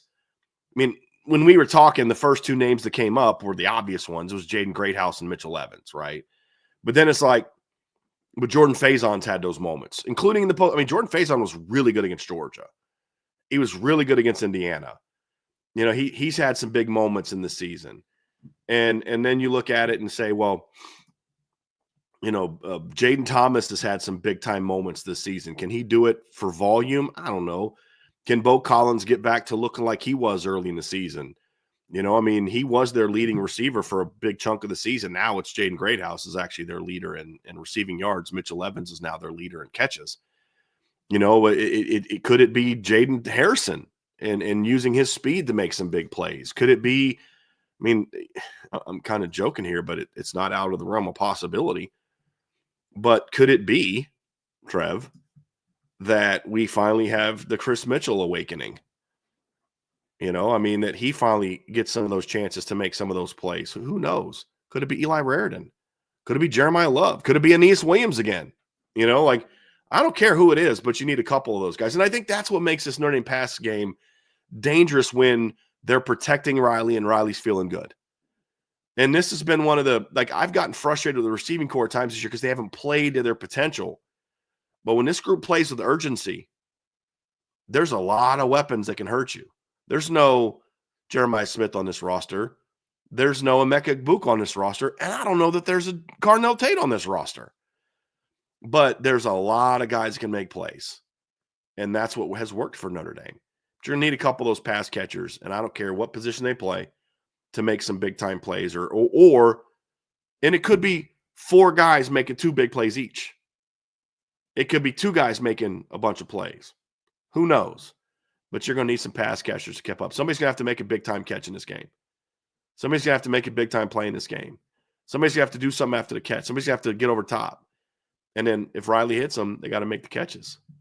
It needs some pass catching game records. Plain and simple. I agree. I agree completely. And it's going to have to be multiple. It's going to have to be multiple. Because one thing that we saw against Penn State is when they do step up and when they do have multiple, this offense gets significantly more dangerous than what it already is. There's been a lot of, school of thought around you have to have the Jeremiah Smiths, the Ryan Williams of the world. And like to a degree, that's true. Like I would love if Notre Dame had a Jeremiah Smith, right? Like you talked about, if there was a draft for 2025 coming up, who would you run up and get? Jeremiah Smith. And I couldn't agree with that anymore. If I was having a receiver draft. Yeah, receiver draft. I don't know that I'd draft any receiver number one overall if we're having a overall draft. But if we're having a receiver draft, it's not even a conversation. No, I'm with you. But the one thing that has made Notre Dame's offense hard to defend from a pass catching standpoint is it could be anybody. They've shown that. And, against IU, it was Jordan Faison. In other moments throughout the season, it was Mitchell Evans. At some points, it was Bo Collins. At some points, it was Jaden Greathouse. And so that is a factor of it, that they might not have that top end guy, but it could be anybody on any given game, right? Now, again, in the same light of Riley Leonard, that does give me a little bit of internal frustration, right? It stresses me out during the game to see who it is. But again, it does make it a little bit effective. So I'm with you right there. So defense, Brian. We covered the game records on offense. Defense, this was the one where you and I almost verbatim had the same exact things written out. Not even we were on the same track. And the first one, sticking with the common theme of receivers being game wreckers on the opposite side, Notre Dame is going to need their corners to step up. Notre Dame is going to have really good play out of both Leonard Moore and Christian Gray, Brian. Yeah, and I even think you could throw Jordan Clark in there. Yeah. I mean, I think all three of those guys have to be on top of their game. And that means not having the really bad penalties. It means being disciplined, not losing your, being flat-footed when Jeremiah Love's running to go at you, Emeka's running to go at you. It means not peeking in the backfield on a play action, because Ohio State loves run play action and then letting a guy get behind you. It means doing your job and doing it at a high level. And I think that's a big one. And they're going to need to play well. But also, Trev, there's going to be some moments where they got to get their hands on the football. Sometimes it's breakups on third down, like Jordan Clark has had a couple big third down breakups in this postseason. Sometimes it means you got to get the ball. Like, Will Howard will throw a couple of them up. When that happens, you got to get it. And they've been great at it all year. And part of it's not just this is what you have to do to pull off the upset. Part of it's like, dude, this is who you are. And you're now on the biggest stage. You got to play your game in the biggest moment. I mean, we talked about early in the year. I mean, Christian Gray dropped like 3 pick sixes. If you get a chance to do that in this game, can't miss. Got to have it. Got to make that play. Leonard Moore's had a couple times where he was close to picking a ball off against Georgia. You got to make that play. Got to make that play. And so if they can make those plays and then not have the big mistakes on their end, then I think you're going to have a chance to be pretty good in this game. Yeah, I agree with everything that you said about coverage. The only thing that I'm going to add here, Brian, is you have to continue to tackle well in space. You have Travion to the outside, and he can bust it on the perimeter. We've talked a lot about him this show. On that screen pass, Texas had members of the secondary that had a chance to bring Travion down. It doesn't matter if he goes for 74, keeps him out of the end zone. It's end of the half. So, Ohio State's receivers are dangerous after the catch. They do different things to get Egbuka, and they do different things to get Jeremiah Smith the football. They will run them on jet sweeps. They will hand the ball off to Egbuka at times. They will motion him into the backfield. So in run support, the corners are going to have to do a good job of bringing them down in the open field when they have the opportunity, because tackling was not good against Penn State, especially in the first half. Throughout the entire game, there was a shift when the second half hit, but tackling still wasn't great. It wasn't up to the Notre Dame standard that they had all year. Against Georgia, they had 4 missed tackles all game. Against Penn State, they had 15. So you can't have 15 missed tackles against Jeremiah Smith and against Egbuka and against Carnell Tate and against Quinshawn and Travion. So tackling from the secondary is going to be huge, especially at the corner position. Leonard Moore had a very uncharacteristic, not great game tackling. And that was outside of him being great in coverage. That was one of the things that you got to bump it, right? When Ben Morrison got hurt, there was a lapse in coverage because in my opinion, he was the best cover corner in college football. But where you got a little bit of an upgrade was size and run support, because Leonard Moore, he's just bigger. Ben Morrison was 5'11", $185. Leonard Moore is a true freshman, 6'2", 190.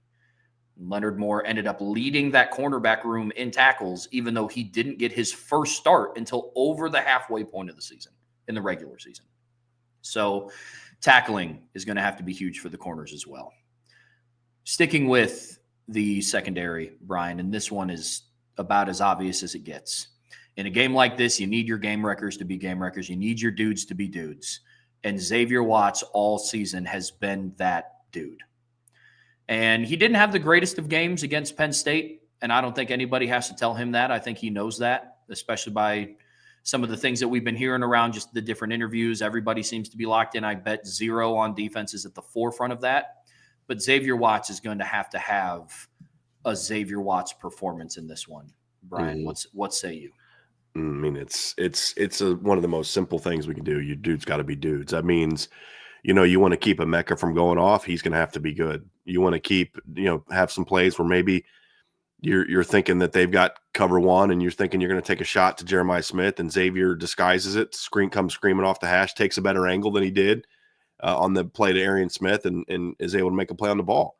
One of the biggest plays of the USC game is when it was still a back and forth battle. They hit a deep ball late and Xavier comes over and knocks it out. I mean, you've got to make some plays like that. It means, last year Travion goes for 60. You got to tackle him 10 yards down the field, make that play. Ohio State's going to win this game because their best players play like their best players. Notre Dame's going to win this game because their best players play like their best players. And I don't know that Notre Dame has a better player than Xavier Watts. And you just look start to finish. And what's funny when you say he didn't have a very good game against Penn State, didn't play his best against Penn State, I guess is a better way of saying it. You're not wrong based on his standard. And that's what kind of makes it kind of funny, because he still had a pretty good game in a lot of ways. He still made some plays in the game. But to your point, though, he didn't have the best game of his career. He didn't even have the best game of the playoffs. He still had 8 tackles, including 5 solos. And that's what you come to expect, where Xavier Watts can make 8 plays and we're like, yeah, he didn't play that well. It's a compliment. It's almost like a compliment. And he's going to have to be on top of his game. Absolutely. The last one that we have is somebody on the edge on defense, on the defensive line, is going to have to step up. Somebody's going to have the Georgia-esque type of game, whether that be a Bryce Young, whether that's Junior Tui Alamaka, whether that's RJ Oben, whether that's Josh Burnham, somebody along the edge, Logan Thomas, somebody along the edge is going to have to step up. Because for all the question marks that are surrounding the interior of the defensive line, right? The overall health of Howard Cross, still you're going on game number 3 without Riley Mills. Gabriel Rubio and Donnie Heinisch are going to do their thing. But somebody on the edge in this game is going to have to step up, because that's been the difference maker when their D-line and their defense is playing really well. The edges are playing very well in both pass rushing and in run defense, Brian. Yeah. I'm talk about one of the biggest differences in the first and second half against Penn State. First half, the defensive ends did a really poor job of setting the edge. Second half, a couple of those early runs, RJ Oben just comes up and blows the tight end or the tackle. I think it was a different guy. Just blows him into the backfield.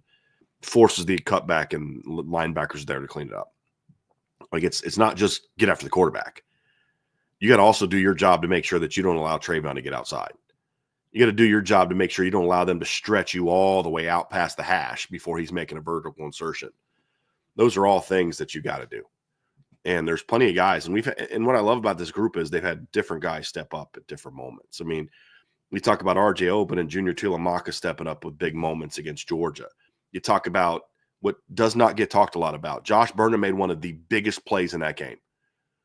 On Penn State's first field goal drive, their first scoring drive. It's first and goal at the 1. No, second and goal at the 1.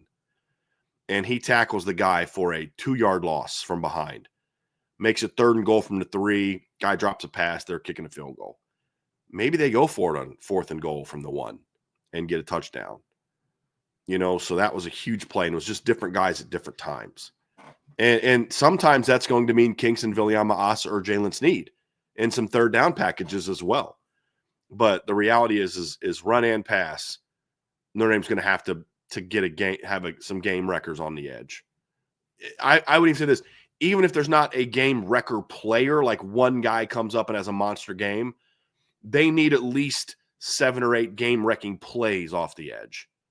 Whether that's 2nd and 1 or 3rd and 1, and they just blow a tackle up and force the running back to cut back, he gets stuffed and it's end of drive, whether it's a big sack that kills a drive, even if the strip sacks. There's a lot of different things that you could look at and say, but they're going to need about 7 or 8 game wrecking plays off the edge. I don't care if it's 6 dudes making those 8 plays. I don't care.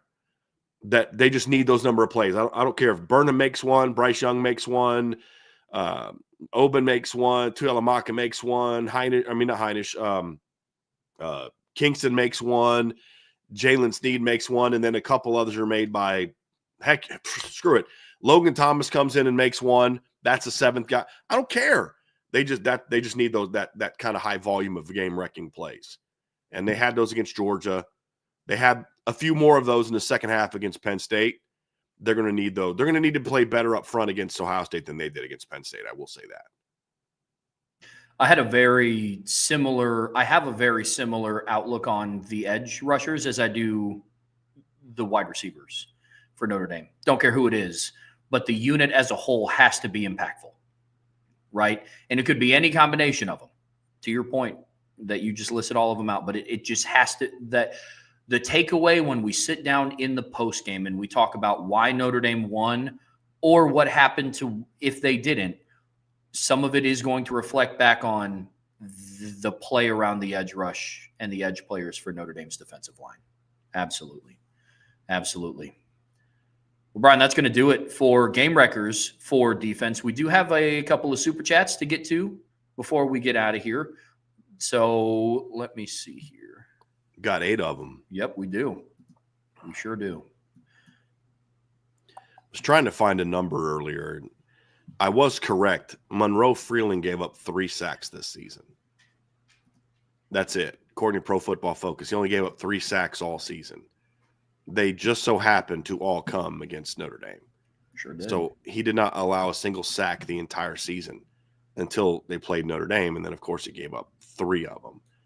So I thought that was a pretty interesting statistic. And this is a kid that had 363 pass blocks. Gave up 3 hits. 1 against Kentucky, 1 against UMass, 1 against Texas. That's it.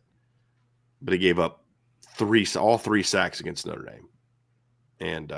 And matter of fact, he's played 440 pass sets had 440 pass sets in his career, according to Pro Football Focus. And he's only given up 3 sacks entire career so far, 2 years, and they're all against Notre Dame. Just that's what I was trying to remember earlier. And I think I said that yesterday, but I wanted to go look it up and be correct on it. Yeah, so let's get to them super chats, man. Super chat from D. Beasy. Thank you for the super chat, Coach. On one today. Love it. Yeah, that was during my little call out earlier in the show. Was not happy. Neither was I, but it was worded perfectly. Thank you, sir. Worded perfectly. Super chat from Jersey Bear. Thank you for the super chat. Love you guys. Love this team. Let's win it all. Hey, man. Yeah. Didn't come this far to come this far. Yeah, I can dig that. I just I was looking at an interesting stat, Trevor. This is from teamrankings.com, but I thought this was interesting. Notre Dame is 12-2-1 this year against the spread. Saw that. Ohio State is 9-6. But what I also thought was interesting is the margin of victory in those games. Notre Dame was third in the country at 23.6. Ohio State was third at 23.6. Notre Dame was 22.7.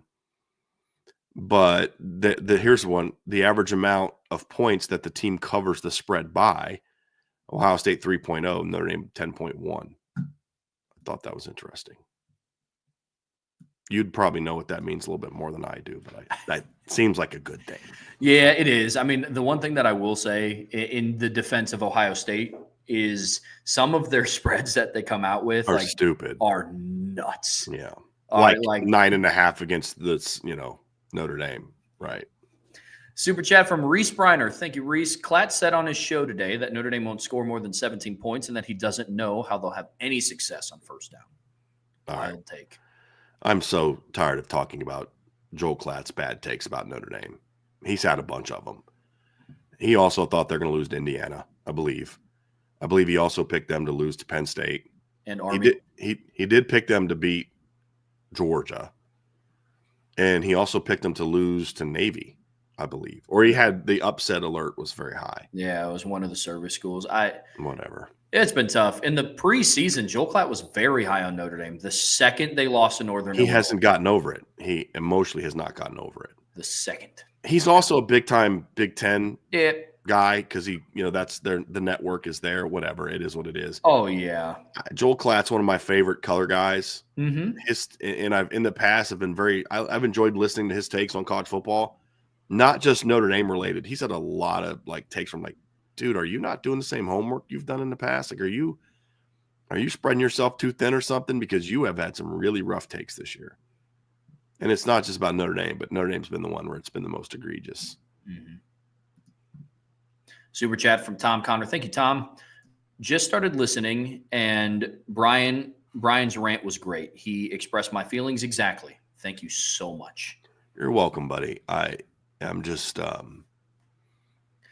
that's one of those times, Trevor, where one of the things that I feel that has become my responsibility in the job that I do, in the role that I have at covering this team, because I don't view myself the same as some of the other beat writers, because why would I ever try to be like Tim Priester?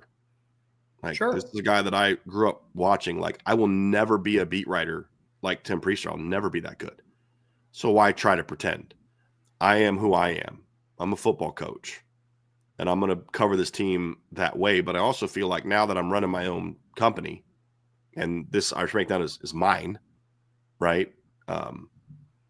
I can kind of say what I want to say, and sometimes without having the fear of let's just say hypothetically that somebody at 247 Sports didn't like that take from Dennis Dodd. Well, that's your parent company. You got to be careful professionally. You got to be careful with how you respond to those type of things. I'm not saying anybody does. I have not talked to anybody that's a full-time employee at there. I'm just making a point. When I was at Blue and Gold Illustrated and we were affiliated with Rivals, I was told very early on, because I'd go hard at Rivals, hey man, that's our people. You can't go at them like that. And I don't have that affiliation anymore. Our website's our message board's independent. Our podcast is independent. We have a company that we're now with, Believe, which I'm super excited about, by the way. I don't know if I've announced that or not yet on the show, but we're now partnered with Believe, which I'm super excited about. We've already been on Believe TV. They've had us on there, which is pretty awesome. But they don't dictate what we talk about. They sell the advertising. They do a lot of the production stuff on the back end. It's different. They're a partner in a completely different way than Rivals was our partner when I was at BGI. And so I get to kind of be that guy that says, I don't have to be beholden to anybody else. I'm my own boss. So I can say whatever I want to say. Point being, sometimes I feel like the fan base needs to have a voice.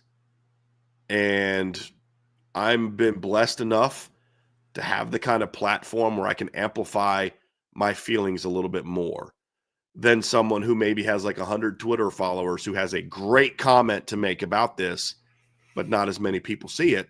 Yeah. I can amplify that. And when Notre Dame needs to be defended the way that I think it does, I'm going to do that. And I did that when Brian Kelly, made the comments he made when he left Notre Dame.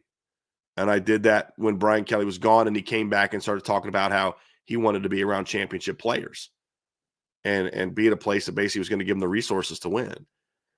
I did that the other day when Brian Kelly was kind of like, I never said that you couldn't win championships at Notre Dame. And here's the quote. I have the receipts. And this is one of those times that I felt like that my platform needed to be used to put the smack down on some nonsense. And that's exactly what I did. And I am blessed to be able to do that because, Tom, I know you're not alone. There's our people that are like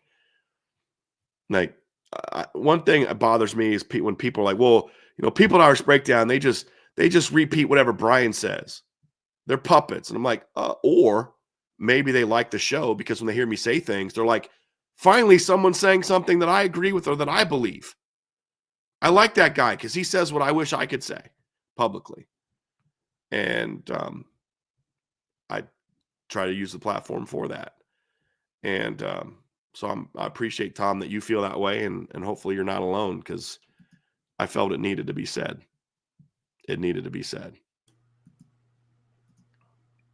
Super chat from Iden Benami. Thank you, Iden. Do we like or think Jags is better for us right now at left tackle? I don't know. I mean, in theory, your best lineup, if everybody's healthy and full go and locked in and has the reps needed to play their best football, is Rocco right now with the injuries you've had, Rocco at right guard and Jagsaw at left tackle. My concern, however, is you're going against Jack Sawyer and JT. I'm eventually going to say his name correctly, but I don't want to disrespect it right now, so I'll just say JTT. Do you really want a guy playing left tackle that's had a week of practice at left tackle? That's my concern. Now, if Charles picks it up like it's riding a bike, then great, put him there. Because I think he has the ability to be forceful against the run, and he has the ability to the size and the length to handle the edge. And so in some ways, yeah, I love him at left tackle, but my concern is, does he have the work necessary to play at a high level and execute at a high level against these guys? My fear is you have him at left tackle and he's supposed to slide out and take over a wide rusher off the edge and he doesn't see it.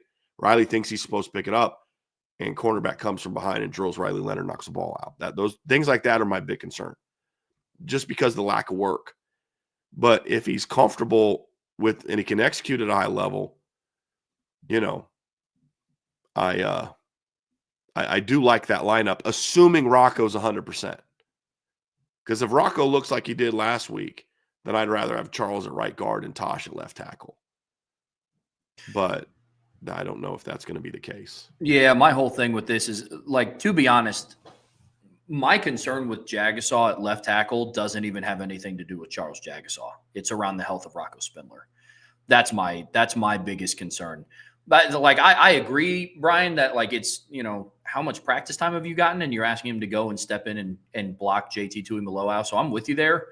But again, if Jagasaw is playing left tackle, that means that they're still going with Rocco at right guard. And for all the talk around Jagasaw being able to not learn the position because he's played it before, but my question in 10 days isn't Jagasaw being able to perform at left tackle. It's how healthy could Rocco get in 10 days? That's the way that I look at it. It freaks me out, man, if I'm just being honest with you. So to answer your question, I don't know because it all depends around the health of 50. But if he is good to go, I think the best offensive line is Charles Jagasaw at left tackle and Rocco at right guard. But I think in a situation like this and in a game like this, it has to be you play the healthiest guy. Take the name and the number away from it. You play the 5 healthiest guys that have had time this year, right? I mean, it's the one play where Rocco's ankle gave out, Riley Leonard got evaluated for a concussion. That is what it is, right? And it's not because Rocco sucks. He gave everything that he had to this team. Couldn't play it. Yeah, but he couldn't anchor on his leg, and he got driven back. Riley got flushed out of the pocket. head And whip back. do you want him doing that for 60 minutes against Tyreek Williams and Ty Hamilton and those guys? Right. Now, hopefully, like you said, Trev, hopefully the test came back and he's actually good. It just, had a minor tweak and the offense was rolling and he's going to be okay. I hope that's the case. Because as I said, if Rocco was back to pre-injury against Indiana Rocco and you had Charles at left tackle, they're going to run the ball in Ohio State. Like, they're just going to run the ball in Ohio State. But as you mentioned, that's the key is how can Rocco play? Mm-hmm. How much push can Rocco get off the line? Yep. Now, the good news is I have had some conversation about it. Rocco's incredibly strong. So even if he can't necessarily like drive off of that foot, he tends to be a bench presser anyway. Rocco's been a guy that tends to kind of hit with his body and then bench you off of him as opposed to striking. So he can still kind of do some of that, and he's 325. You can't have him where last week he could just get nothing, no push at all off of it. He doesn't have to be dominant that way. Yeah. But if Rocco's healthy, and his body's responded well to what happened on against Penn State, then I like this alignment. I do. Yep. So, I mean, honestly, if Charles Jagusah is healthy, this is pretty much what the lineup should have looked like, with the exception of Ashton Craig should have been at center. Right? Yep. Because, this is what it should have looked like. Yeah. And then if Ashton goes down, maybe Knapp's the one stepping in at center. If, who knows? Who knows? This is from Rose Quartz Lemonade, Trev. This is one of the Ohio State fans that's been in the chat today and is really enjoyed. Don't agree with them or her, but has been a real productive part of the chat today. So we appreciate you, Rose Quartz Lemonade. Yeah, appreciate you hopping in and being respectful and throwing in a super chat, Rose. To your point, our defense is violent. Our offense is fast. I agree. We aren't a bar-fighting team offense. We're trying to knock you out. On defense, we brought steel-toe boots and a knife. I love that. That's not a knife. That's a knife. Yeah, one of my favorite lines from a movie. The comments that I was making earlier, like there's some Notre Dame fans that will say, "Oh, Ohio State's soft." That's not the point of what we're talking about. It's not about them being soft. It's about the style of play. Even on defense, Ohio State is fast and they're aggressive and they'll hit you, but they don't play smash mouth football. That's not who they are. It doesn't mean that they can't, be physical. It's just meant to be a style of play. Like Georgia is built to be a smash mouth football team on defense. That's how they're constructed. Ohio State's is meant to be powerful, disruptive, fast, aggressive, getting to the ball. So that's where I'm coming from. And on offense, it's not that they're soft because Ohio State's soft. No, they're not soft. They're stylistically not built for that. Like, I don't think Texas is soft in that, like, their players are soft and afraid of. It's just how they design that offense. It's meant to be that way. So you got to get these last two, Trev, and then I got to get rolling. All right, man. Super chat from Sun City, another one of the Ohio State fans that hopped in the chat today. Thank you for the super chat. Great content, guys. Appreciate that, man. And then the last one. One last one from Iden Benami. Thank you, Iden. Riley Leonard right now is who Brian said he was all summer. Spot on. That's the guy they recruited. Sure is. Thank you, Iden. Thank you for the super chat, Iden. All right, guys. Well, that's going to do it for us here today on the Irish Breakdown podcast. We will be back tomorrow with more content coming at you. Tomorrow, Brian, we are going to be talking about let me make sure I have this right here. We're going to be talking about the matchups that matter. And we're going to be taking a deep dive into that. We might go a different direction because we did talk about Matt. We'll see, but it's mainly we might just go buy sell hold the whole time. Cool, me. I haven't done a buy sell hold in a minute. I love buy sell holds. So, well, either way, we will be back here tomorrow with more content coming at you guys. But the best way to stay in the now is make sure you hit that like button, hit that subscribe button, hit that notification bell, share this podcast with your friends and family and anybody that loves Notre Dame and college football as much as you guys do. The best way to support what we do here at Irish Breakdown is subscribe to the premium message boards at boards.irishbreakdown.com. So IB Nation Sports Talk is going to be live tonight at 6, and Brian and I will be back here tomorrow at 1 p.m. to bring you more content for this national championship week. So until tomorrow, that's Brian. I'm Trevor, and we will see you back here again on the Irish Breakdown podcast.